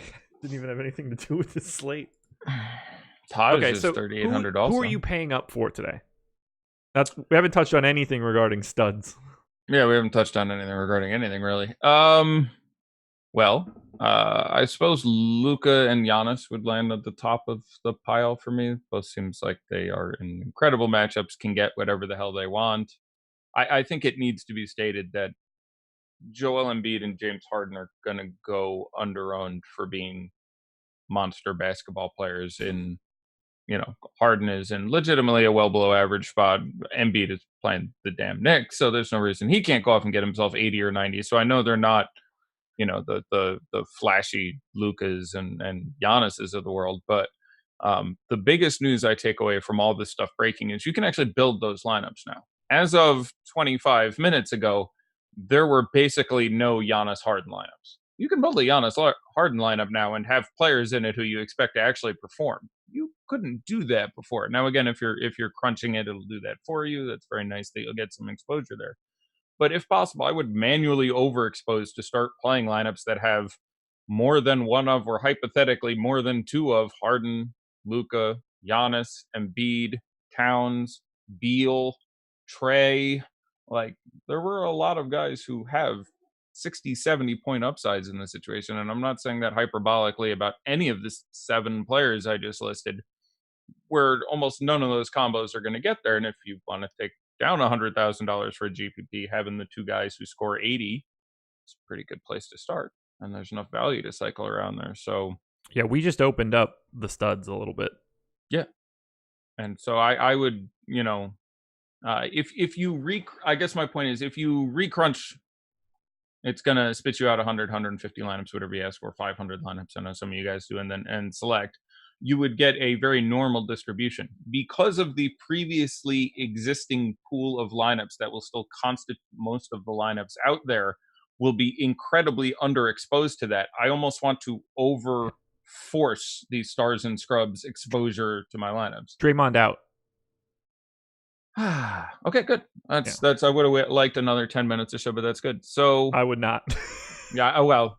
I don't blame you. So you look at things. We'll talk about this for a minute. Yeah, we're good. Okay. I didn't know if you're. But what I'm saying is, like, for you, for example, you're now gonna crunch with your rates and your whole thing, and it's gonna spit you out your lineups. Yep. And I'm saying, I would want to be, however, manually or by setting rules in Cruncher or by forcing exposure to certain players, whatever, overexpose myself to lineups with 4 guys who cost $4,400 and less, and have multiple monsters in it, because those lineups would have been previously almost non-existent leading up to, say, when this show started. So always seeking to be unique, not just in the players, but in the lineup constructions themselves. I would, and again, I'm not a Cruncher expert, so doing it through there, I would be less adequate in suggesting how one would do that. But definitely that's my gut with it. It's just going to be, out of 60,000 lineups, you're going to have 12 that have, Harden, Embiid, and Trae Young in them. I'd like to have one of those 12, because I'm not shocked if those 3 players collectively put up 200, and now there's the value to support it getting there a whole hell of a lot of the time. So, I don't know if we have an ownership update, but it doesn't really matter. We don't yet. Yeah, their guess is going to be as good as ours anyway. So, I suspect 40 seconds ago, we just got one. I'll look at it rather than suspecting. Patty Mills is the FanDuel chalk. Right, and that should probably, for a lot of your lineups, turn into Shaq. Baby Shaq. Yeah, let's go in there, refresh that. Look at that. That's that rotation. Okay. Yep. So yeah, I think I'm looking at the same DK. I don't think it's changed. It should be updated. No. For timestamps of the latest update, please visit. Oh, it's not remarkably different if it is different. Yeah. As the guys on the top are almost in the same spot. So we're going to have to prognosticate this a little bit. My gut will be that starting on DraftKings is just the frame of reference in which I'm more attuned with right now. All the guys on the Warriors are going to end up being underowned. I think you're right. I suspect I would want to, in a perfectly decent matchup, when again they're running an 8-man rotation, have very significant amounts of Pascal, basically all of them. Not super excited about Poole. I'd have a non-zero amount because, guy's a shooter. He can randomly make a couple buckets, and having fewer people is more minutes and more. Not super excited about Spellman. After that, probably Robinson lands 6th on that list for me on DraftKings. But the other 5 guys, yeah, I'm really trying to get on top of Alec Burks, who we projected around 20. I thought that was a little low, and that was going to be closer to 25. I suspect that number is 31 or 32 now. I'm probably trying to get myself to 40 or 45. Pascal was going to be 10 or something. I would have wanted to have 20. Now I probably want to have 25. Kai Bowman was going to be non-existent. He was going to be 2%, I imagine. This news will bump him to 6 or 7, I would guess, if I had to throw a number at it. And maybe it'll get up to like 10 or 12. I'd want to have well more, $4,400 Kai Bowman. Same. Marquise Chris was going to be 1-2%, maybe 3. That number will probably come up now to 5 or 6. Most people won't look that way. I think Bowman, Burks, Pascal in that order will be the 3 people look at. I'd want to get myself 10, 12% of Marquise Chris, maybe even more. I mean, by raw projection, if the minutes go that way, which isn't guaranteed, but if the minutes go that way, he's going to be a fantasy monster again, foul trouble aside. On DraftKings, my 4 highest player caps before I'm crunching: Shaq Harrison, Alec Burks, Marquise Chris, Kai Bowman. Yep. I have no issue with that. It is difficult to imagine a world. I mean, they're just too cheap. Yeah. The most expensive player on the team taking the court tonight is Eric Pascal at $5,900. They're starting $5,900, $5,200, $4,400, presumably 30. I mean, it's just, 44 again for going. I mean, if they lose this game badly, which is a real possibility, if they lose this game 112-81, 3 of these guys are going to be good, and one of them quite probably will be great. Yeah, they still have to play 240 minutes. They don't cost anything. I can't tell you how much more excited I am about any of these guys versus, say, Patty Mills at the moment. I like Patty Mills a lot. I like Bryn Forbes a lot in this matchup. One of them very probably gets there, but these guys on the Warriors all have real 35-point possibilities. Yeah. Just really, I mean, even against Washington, who, again, remarkably anemic defensively. So I'm trying to think if there's better ways we can cover this for people. I do think FanDuel's a different kettle of fish, obviously. Shaq Harrison, I think, I'm much more excited about him versus Kai Bowman. DK, that ends up really close for me. $3,000, $3,000. That is appealing and should be appealing. It's hard to get away from. It really is. Yeah, I have him at 25 minutes. I feel pretty good that that's at least a good projection. So let's have this conversation. I rank those top 4 Warriors as I guess sort of in order. It's difficult because it's all related to ownership and we're making guesses on that. But I think the top 4 Warriors are pretty clearly Burks, Chris, Bowman, and Pascal. And I think I prefer all those players right now to Larry Nance. Yeah, where did Larry Nance go? He didn't go anywhere, but some guys came up on him from behind. But $4,300 Larry Nance was obviously going to carry some ownership, but I think I prefer all 4 Warriors to Nance or any of the Spurs.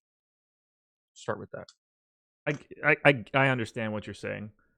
I don't disagree with you now. I feel more comfortable having Larry Nance in my lineup. Sure. But I think that the Warriors guys are better fantasy plays now. Right. Okay. So that's I think the right. All right. I've got crunches running. I'm grabbing my templates right now, so at least for the next 5 minutes, I am all yours. Okay, let me run through some things and see if there's anything else I specifically want to mention here. Yeah, for sure. Tony Snell is out. Another situation. Today was a weird day because there were a lot of this guy's out. This guy wasn't very good. Be he Chandler Hutchinson or Jake Layman or Kobe White in. Tony. Oh, there you go. Still fine to min price yourself some Shaq, but now I would. Less likely that you get 31 minutes out of Shaq Harrison, which was a really realistic in the realm of possibility before. By the way, color me wrong there. That seemed really weird for me. Sprained his ankle 40 minutes later. Yeah, go ahead and play an NBA basketball. Yeah, I didn't see that one coming at all. It seemed unlikely. But yeah, now. Yeah, and like I would have some. I still think he's a great play, but I still think I probably have all 4 of the top Warriors guys, and then probably at price. Then I'd end up on Shaq. Then I'd end up on Pirtle. Then I'd end up on the previously existing Spurs value for ownership. Then I'd end up on the Glenn Robinsons of the world. Would be about how I rank that. This is going to be an absolute tire fire for the next. It's gonna be great. Can we stay on air till 7:30? I really want to look at the ownership with you. But 7:30. That's a long time. it is. I kind of want to, but I really don't want to. It's been a long Wednesday. Those things that you said all make sense. I could leave you on if you'd like. Ooh, it's tempting. Just have a party, me and the peeps. I've done it before. Wednesdays aren't fun for me. They're long days. Yeah. They end well. They end well. Yes. But wife got up at 4:45 to go to the airport today. Everyone's playing on DK too. Yeah, set it up. If you can find a way to kill it, I'll just run this. That's fine. I'll hang out and talk to the people for a while. Because again, there's a full 9 of the 11 games don't start at 7, and since the world blew up and we literally talked about 4 players other than these value guys, that'll give me some time to answer some questions. So yeah, I'll stay on. I am going to pray that I can get lineups crunched in the next 11 minutes. This is going to be a wild stretch. It's going to be very nice.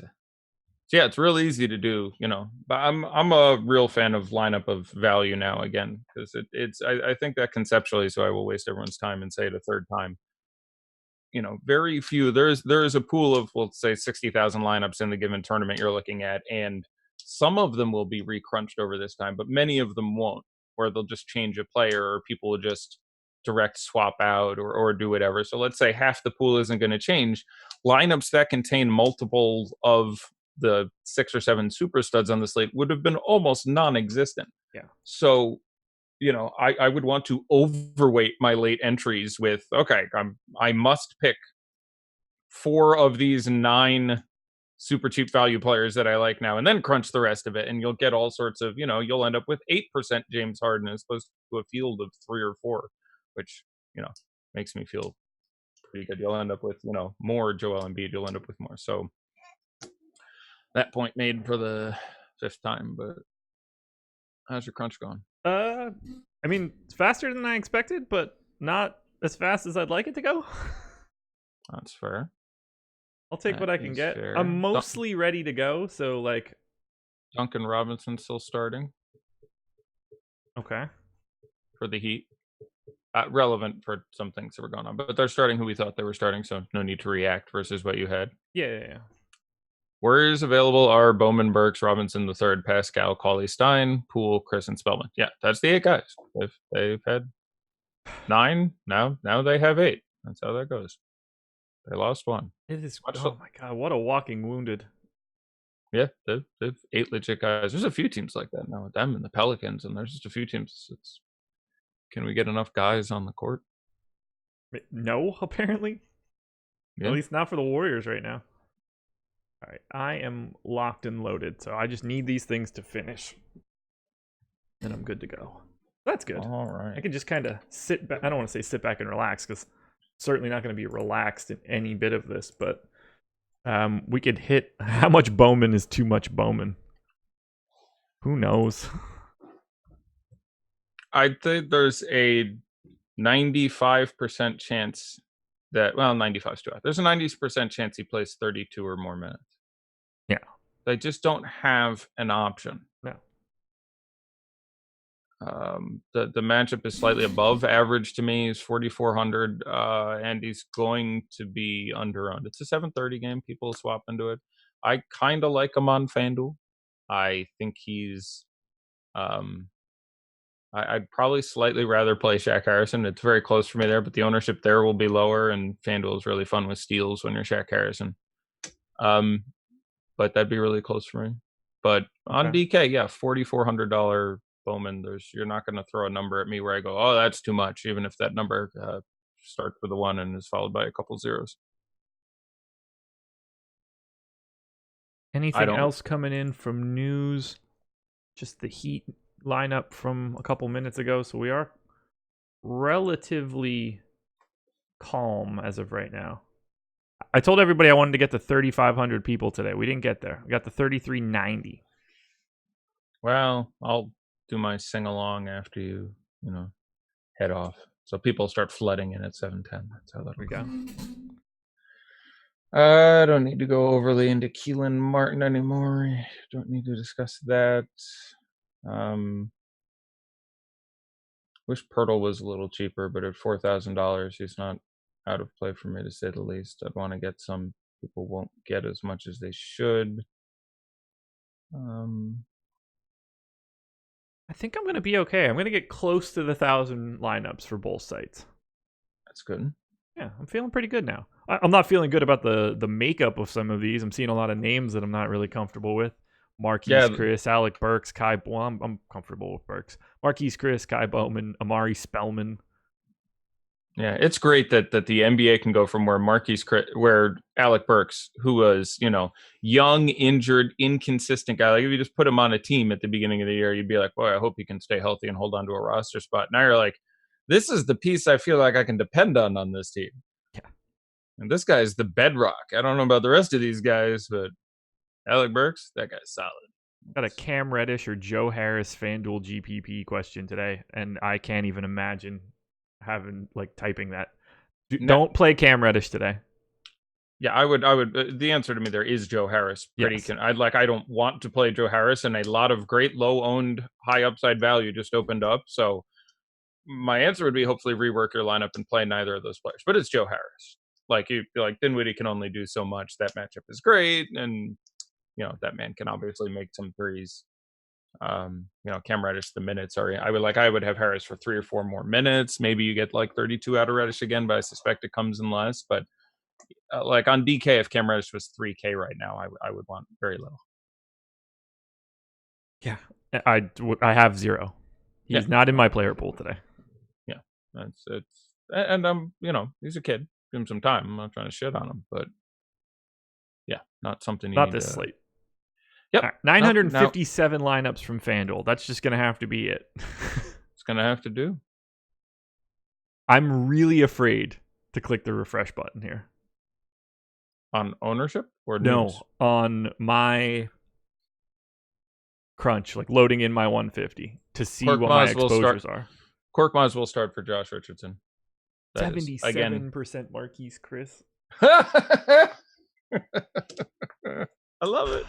Let's do it, boys. I'm not even digging in any further. I'm just taking this to make sure that I can get placeholders in.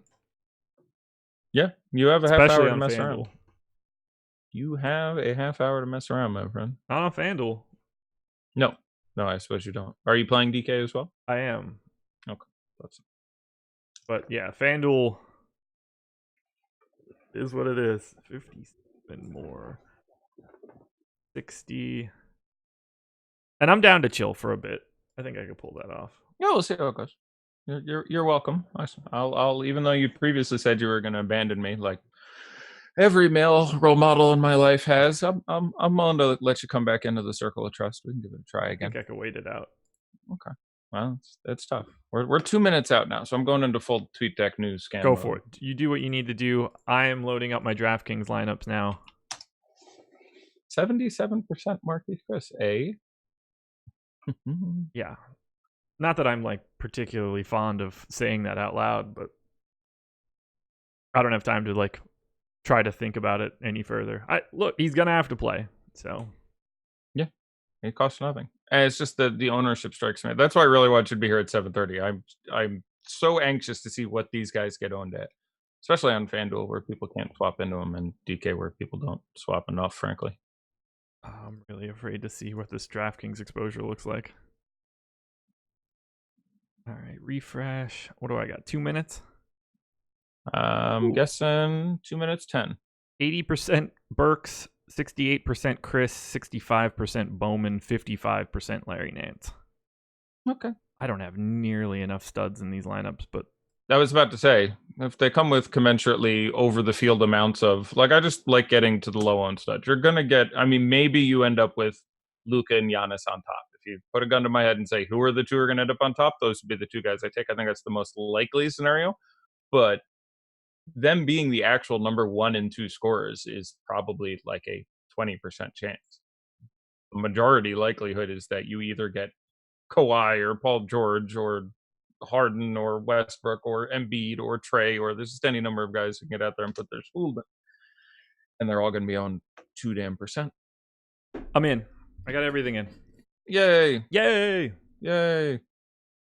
And there was much rejoicing. About to get wild. You want to hear the rest of these ridiculous numbers? Since there's nothing that we could do at this point to provide any value. We're well, who knows if we ever do anything to provide. But yeah, go ahead. That's fair. So, FanDuel, most exposed point guard, Kai Bowman, 34%. Got some Mills. Still have a little bit of Shaq Harrison at the flat minimum, but walked that back as much as I could. Yep. Didn't get to as much at the top of point guard.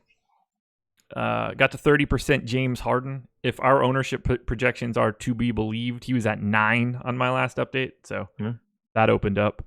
Got to a little bit of Beal. 30% Dinwiddie is just running with the field. A little bit too much Jordan Poole. We'll skip that. 52% Giannis. 44% Alec Burks. 30% Larry Nance. That's pretty much just small forward on FanDuel. Yep. 76% Marquise Chris, and then basically just, bits of everybody else. Center, got some Towns, a lot of Drummond, a lot of Gobert. Gobert 8,200 on FanDuel. DraftKings. Burks, Chris, Bowman, Nance, Towns, Omari Spellman, Dinwiddie, Giannis, Jimmy Butler, Luka Doncic, Andre Drummond. That's when the real names start coming through. That's good. I like think that it's much. just going to be a core of cheap dudes with a rotation of everybody else that's expensive. Well, we are locked. I would say unique show. That may be, in the history of me doing these shows, the fewest number of players I've discussed on an 11-game slate on the show. Yeah. It blew up. It did. That got out of hand in a hurry. Thank you guys for joining us, by the way. Really hard to do a show when you get Draymond news and Kobe White half news at like the 15-minute mark. Yep. Especially for a Warriors team that is just barren wasteland. Yeah, I don't regret it. No? Like, I think the most important thing is to sort out that situation. I think it's obviously actionable, and I think the combination of the big slate, the studs and massive positions, and the previous absence of value makes getting into that junk by far the most important thing as far as profiting. I think we did a pretty good job. I agree. There's only one game right now, right? No, there's 2. Oh, it is 2? There's 2 and then 5. It's the Spurs game. And the Knicks and the 76ers. All right, let me pull up DraftKings ownership, and we can take a gander at this. Shouldn't be a ton, but we're gonna see how much of that Spurs value you got. You're gonna have a lot of Patty Mills, more than you should at this point. I just minimized literally every window on my screen. All right, Export CSV. This is for the 450K Wednesday shoot around. Yep.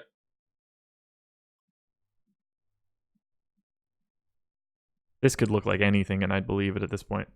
All right. 4 players in the first 2 games are in double digits in ownership.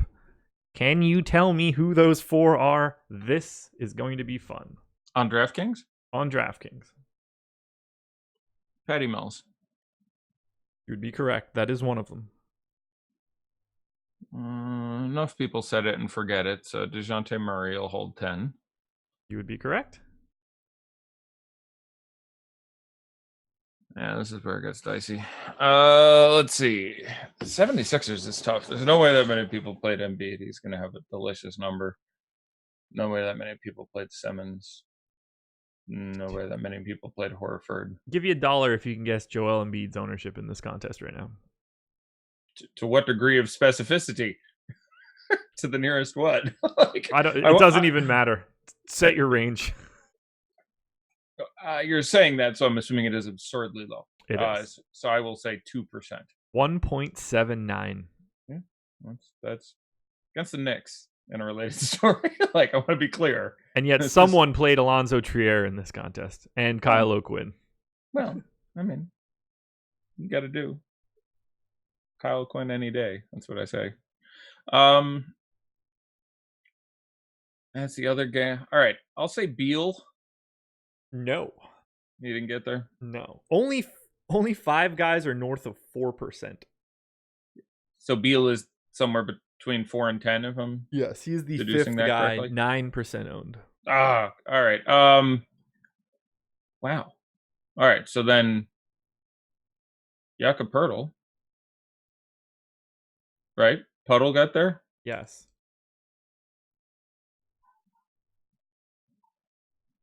Who the hell else would get? I guess Tobias Harris, which doesn't feel good, but that would be 62. Is it Toby? Because I can't imagine he's 4% or less, so I guess I'll have to guess he's 10 or more. You got it. Okay. Mills, Jake Puddle, DeJounte Murray, Tobias Harris. I mean, on one hand, those are all really low ownerships for a game with like a 240 over under or whatever they ended on for the Spurs and the Wizards. How owned is Patty Mills? 20? 17.6. 17.6? Okay. That's indirectly good news for our Warriors over owning that held. That's things that did not turn into Bowman or Jack Harrison or what have you. So this is going to be completely not relevant, but I think that you'll find this interesting. My wife is at some sort of healthcare conference for the future of bionic limbs. Oh. And she just saw someone use a bionic limb that is fully controlled by the mind. He thinks it moves. Yeah. No, there's all kinds of fascinating stuff in that field of science where we can now, not with any degree of precision, but we can now set it up so you can have a screen project what someone is thinking.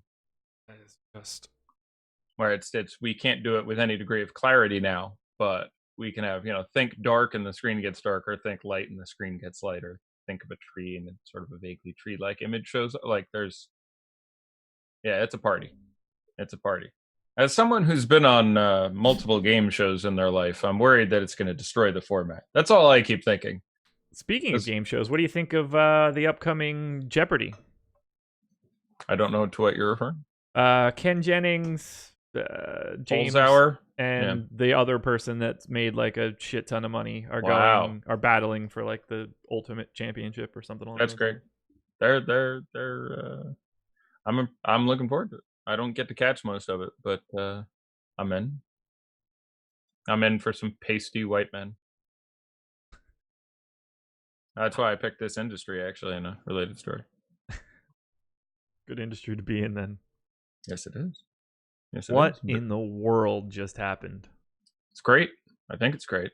I'm trying to think of bad. I'm worst case scenarioing it in my head. Like if all these guys are 10, 12, 15, 18% owned and we're at 30, 40, how bad can this go? It can go pretty bad. I don't think it will. I still feel really good about Bowman. The Marquise Chris thing obviously makes my butt itch. Yeah.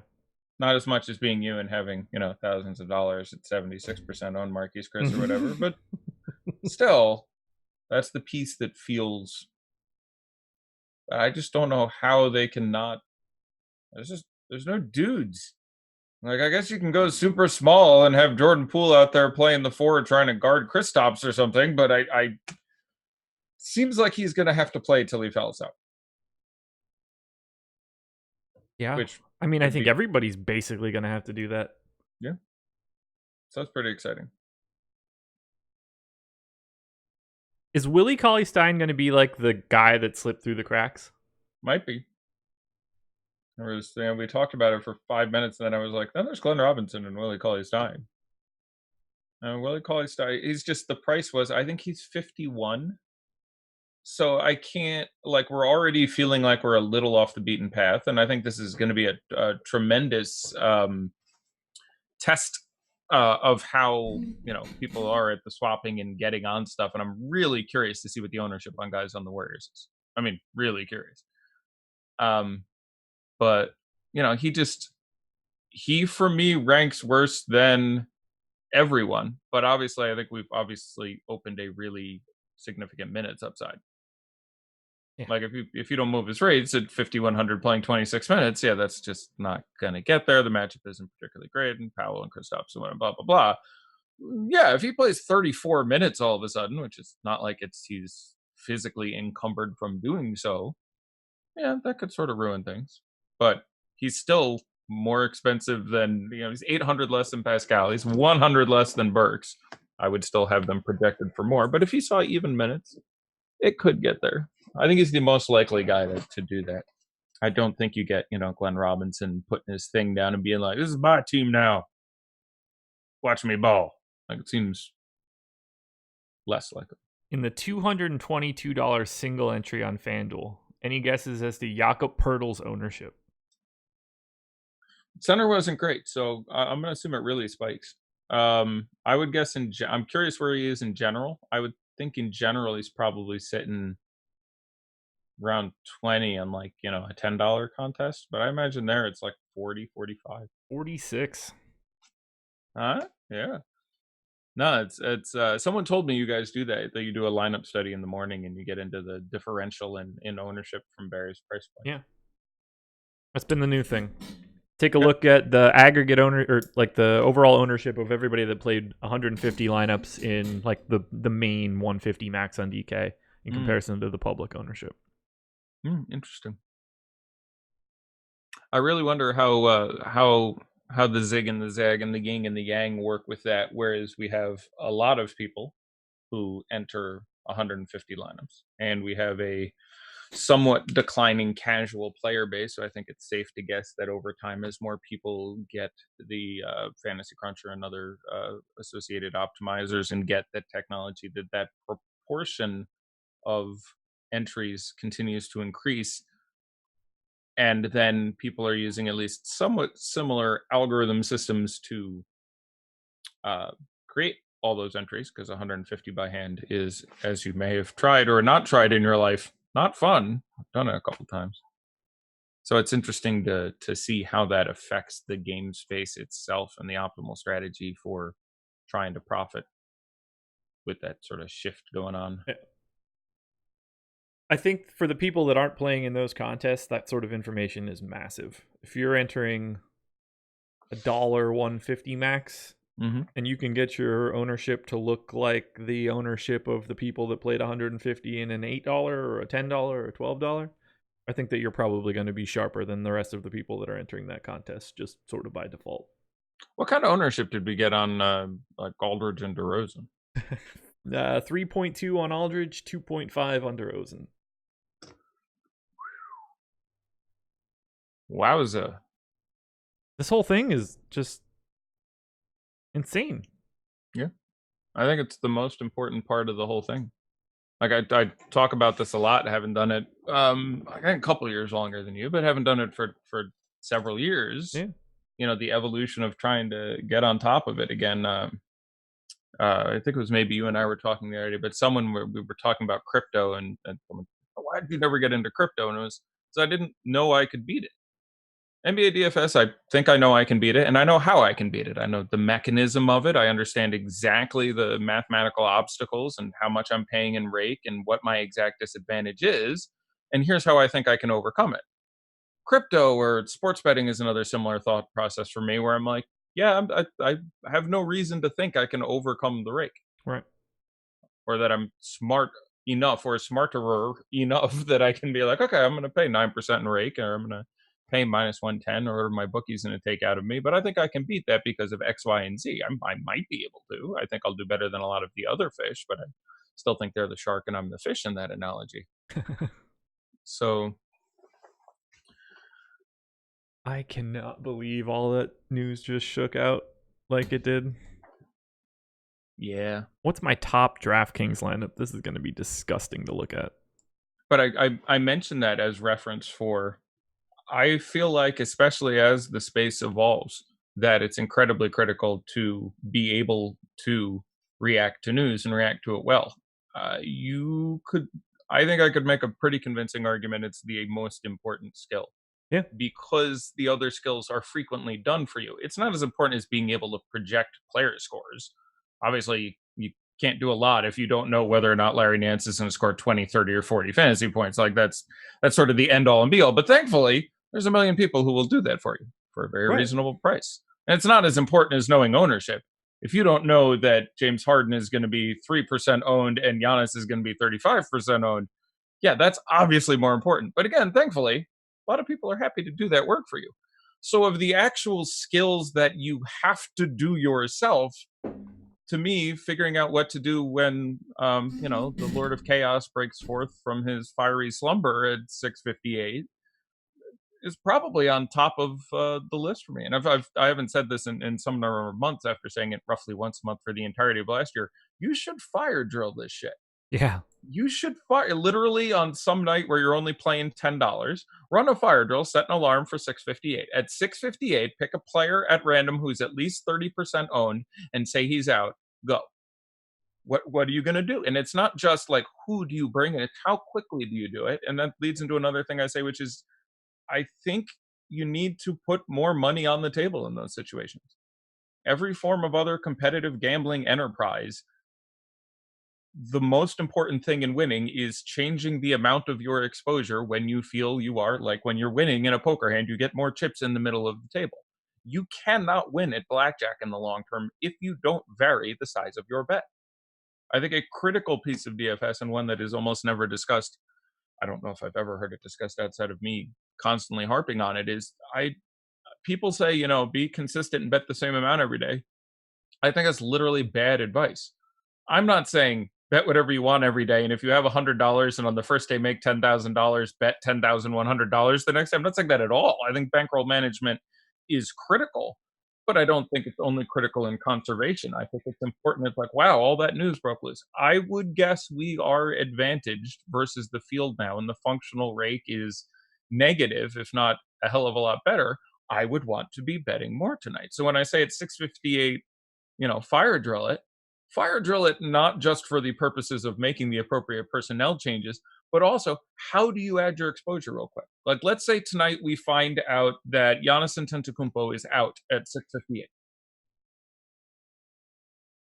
So the player personnel changes are, I want to pick up some extra George Hill and go massive on Eric Bledsoe and get all my Giannis out and make the appropriate stud changes and turn that into shares of Luka and site-dependent, what have you, position.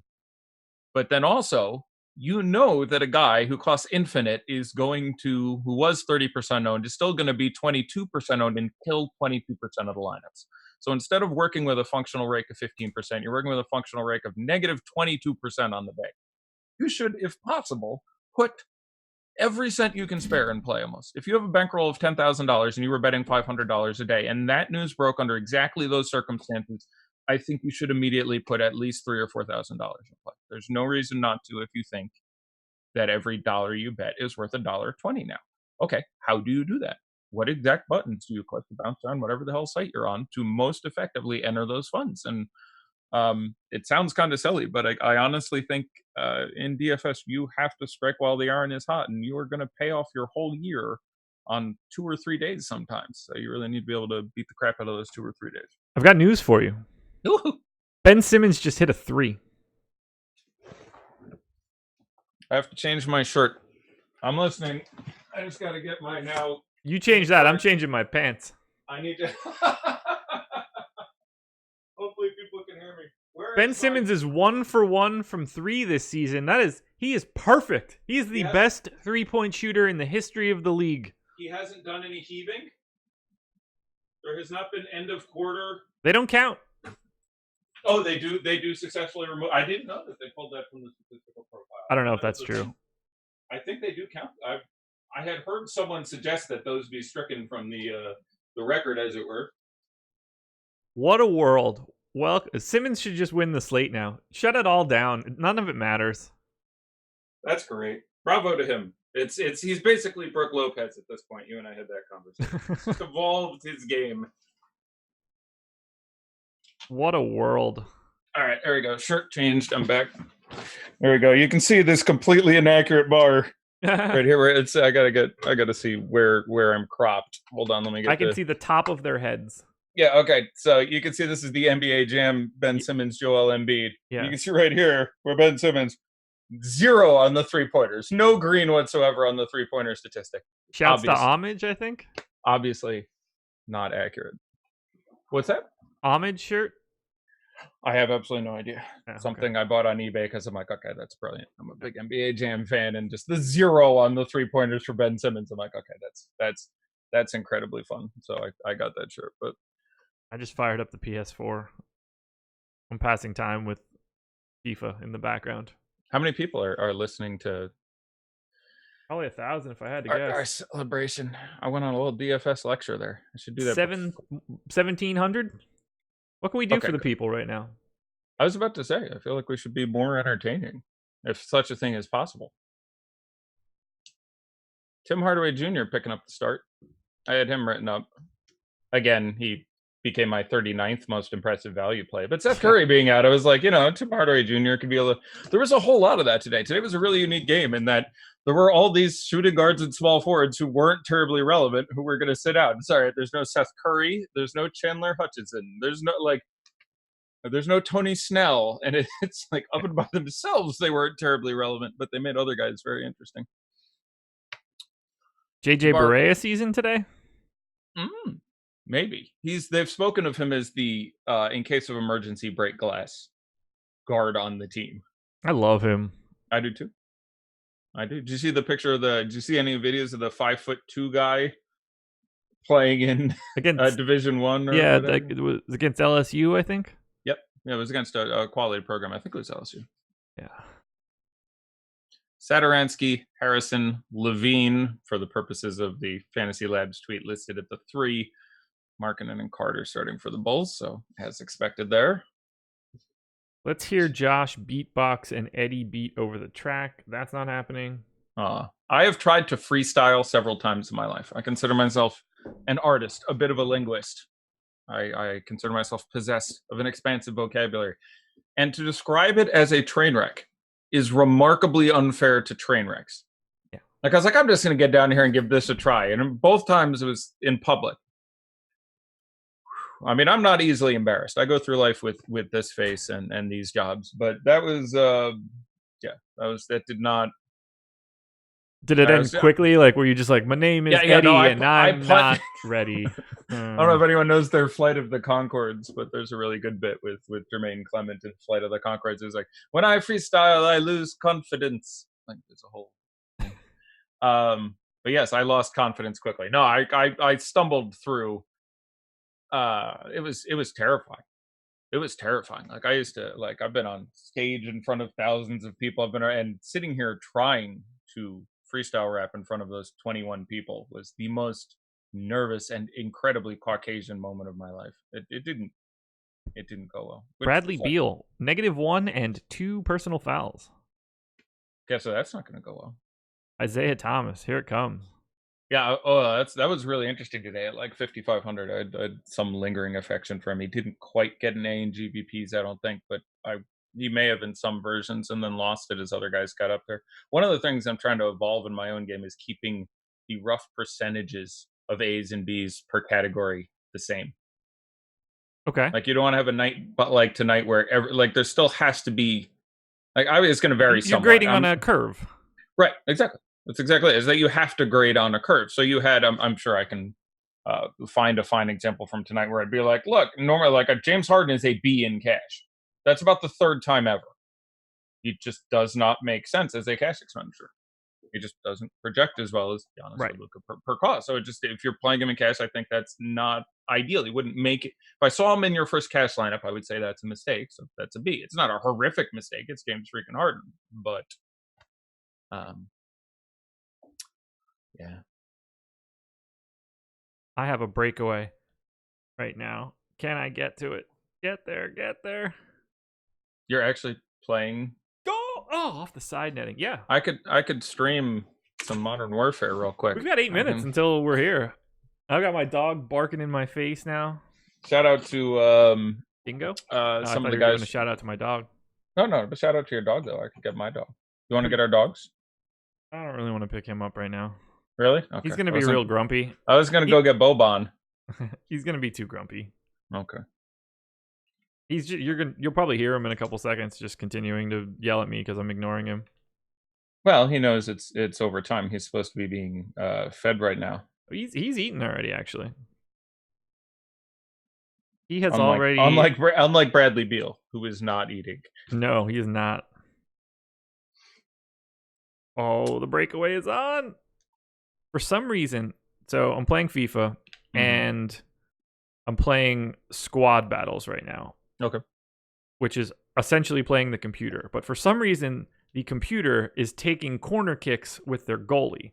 So he's left to sprint wildly down the pitch over and over again. So now I'm just playing the ball directly out of bounds so that he has to take a corner and I could get a nice jailbreak goal. Yeah, and does it keep track of fatigue? Because let me tell you, it does. Like, that's a bit of a sprint. Now, when you say a corner kick, you mean he is taking their own corner offensive corner kicks, as in 110 yards in the incorrect. Yes. Yes, I have no idea why this glitch. I would is think you would destroy them. That's the goal. I can't break free fast enough. Josh Okogie is in. Speaking of yet another Wiggins starting, shooting guard or small forward. Yeah, Wiggins is in, obviously. Sorry. El Negro Loco said, "Where's Riggs?" Riggs is downstairs. Anytime that I'm in my office and the other dog is in my office, he stays downstairs in my wife's office. What are the dogs' names? Riggs and what? Riggs and Dingo. Okay. Were you going to get a Murtaugh? I would get behind that. He is not named Riggs from that, although that is very clearly a joke that gets made a lot. Bobby Riggs, the chauvinistic male tennis player? Is that where it came from? No, it came from Tim Riggins from Friday Night Lights. Okay. All right. I would have gone many guesses until I got to Tim Riggins from Friday Night Lights. But technically speaking, his name is Marvin Riggins. Very cute. The dog was found, not like found on the street, but we knew that we wanted to get another dog. And my father-in-law, he's an electrician, and his office was right next to a dog groomer. And the dog groomer had the dog. So he wanted partial credit and some sort of naming rights for having the dog. So his middle name is Marvin. So we gave him the first name Marvin, but since he is a dog in the South, nobody uses first names, so he goes by Riggs. That's great. Shabazz Napier out as expected. Yes. I can't play this right now. This is not going to work. DiVincenzo starting again. Pricing has been so weird this year, especially on DraftKings, where you have DiVincenzo. No statistical justification for him getting up to 4,700. Luke Kennard is still $6K and change. What is this? What is this sorcery? All right, we got a dingo. All right, I will fetch my dog. Here, you talk. Dingo, say hi. Bringing the dogs on. Oh, you can't see him. He's all black. You can't see him. Dingo, look at the camera, man. You gotta understand how this works. Buddy, you're not looking at the camera. It's up there. Thanks, pal.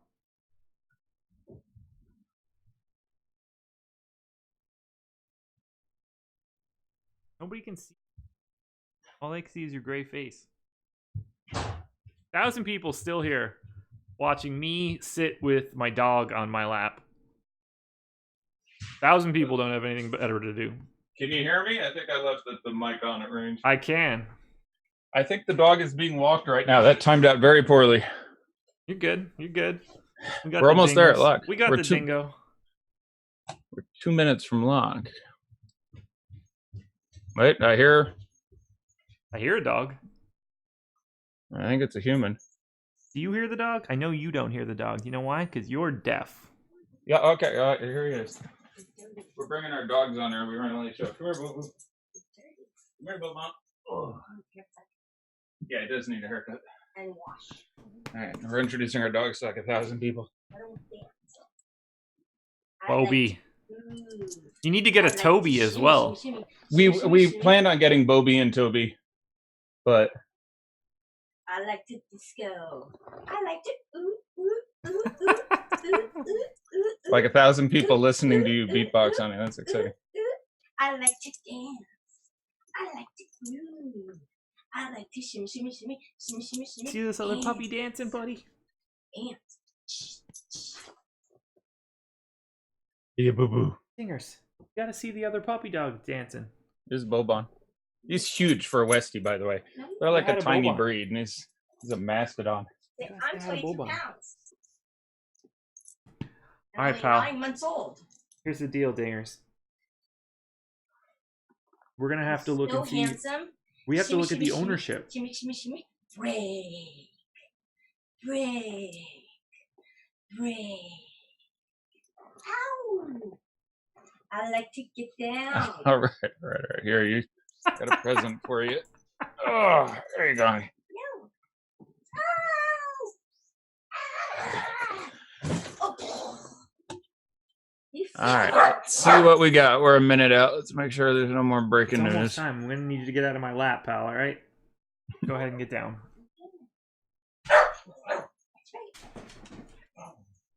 You gotta wait. I think he desperately wants to go outside, so he will get that in a couple minutes. Yeah, let's see what we got here. I'm not seeing any other news breaking that requires being fixed. 7:29:26. So 30 seconds. yes, I have the contest still up. It's gonna get crazy. You can go, buddy. Just lay down for like 5 more minutes, bro. I promise. I'll do whatever you want. I How can't do believe that people- Ben Simmons hit a 3. I'm excited. Like that's all kinds of gas.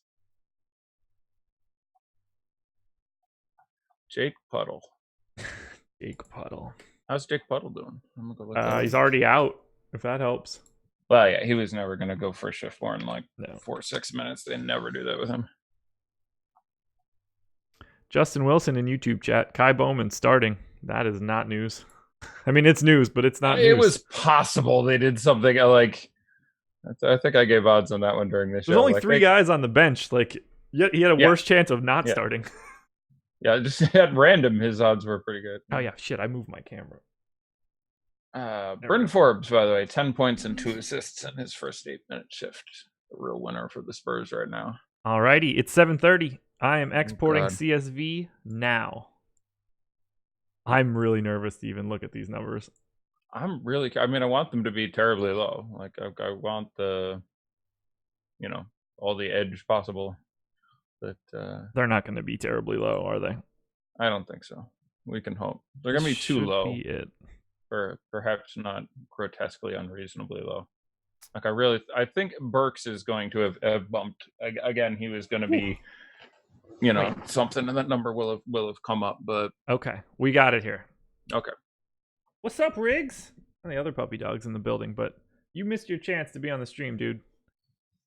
All right, who do you think is the chalkiest player that we have ownership on? Oh, I have no idea. There's 5 other. Let me look at the schedule. There's 5 other games, so that's bringing in Hawks, Luka, Bucks. Giannis, and Nance, and Hawks, Bucks, Nets, Hornets, Mavs, Warriors, Heat, Cavs, Raptors, Magic. Well, what I would like it to be, I'm gonna wish it into existence. I would like it to still be Larry Nance. Okay. How high do you think that number would be for the most owned player?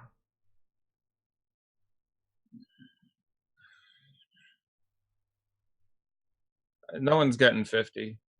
So I'll say 45. Larry Nance, 43.67. Yeah, that's exciting. That's great. I was really worried that would drop off because that's the most significant inverse corollary to Warriors ownership.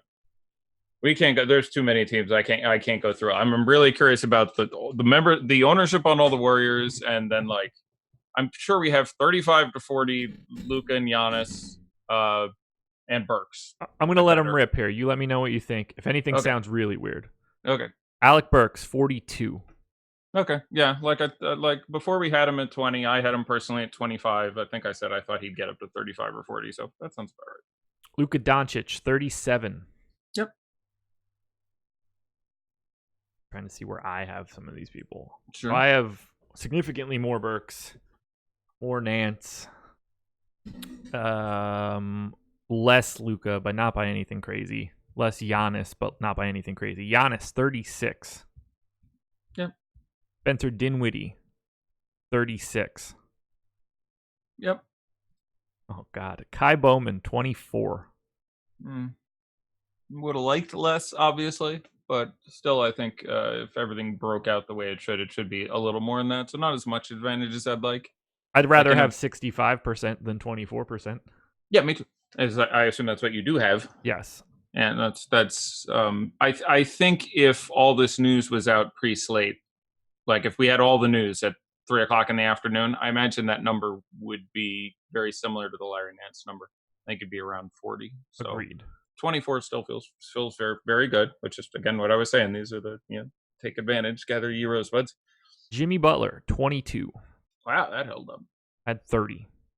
Yeah, I mean that's 7,700. Matchup doesn't get any better. Like, plus they've been giving him some sick minutes and stuff. I have no complaints. Patty Mills, 18. Yeah. Well, we knew that one. Oh yeah, shit. So, He's got points next to him. yeah, Marquise Chris. We haven't. Oh, there's Chris. Okay. 17. Yeah, I want more. I'd rather have 68 than 17, but that's an uncomfortable feeling to have right now. Yeah, again, you would have liked to have. I think I said I thought that would end up around 8 or 10, so I underestimated the capacity for movement there. But again, in a vacuum, I think that number is 35 or 40. Like it's just it's 3,700. There's a huge upside, so still feels good. Terry Rozier, 16. I don't think that'd get that high. That's fine. It's still 6K. It's not as busted as 5,600 day, and there's a lot of other options. But okay, I'm fine with that. I haven't heard Eric Pascal yet. That's what I'm excited about. So. Torian Prince, 15. I would rather have several other people than 15% Torian Prince at this point. But again, I have half of Rozier and Prince. Yeah, in a vacuum, they're both fine plays. I mean, 6K on Rozier, it's a good matchup. We saw him have a huge upside recently. You don't need to argue it. Torian Prince should, in theory, be like second man on this team at this point. So, at 5, or he was like 52 on DK, or was he 5 flat both sites? He was 5 or a little bit more. That's fine. I like him less than all of the Warriors, basically. I'd have him under Glenn even at this point, but okay, that's fine.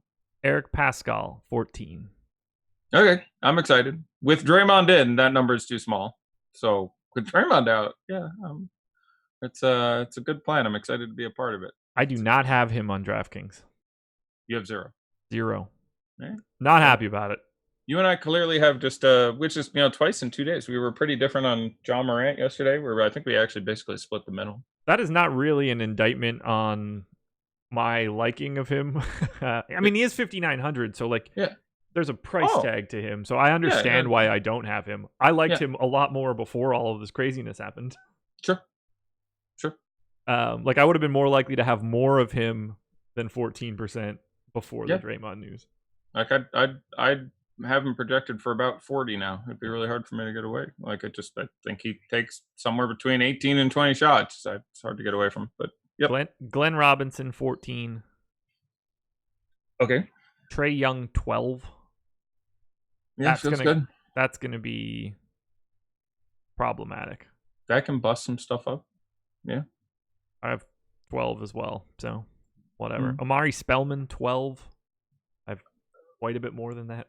Yeah, I'd want more than 12 probably, but again, he's number 7 on my list of Warriors. I think, and then come above pool only. 2 more above 10%. We've got Devontae Graham, 11. Kevin Love, 10. Kevin Love 10 feels good, especially at that DK price. I mean, there's just one of the things about these slates that are tough is there's just so many good plays. Like Kevin Love is 10% owned.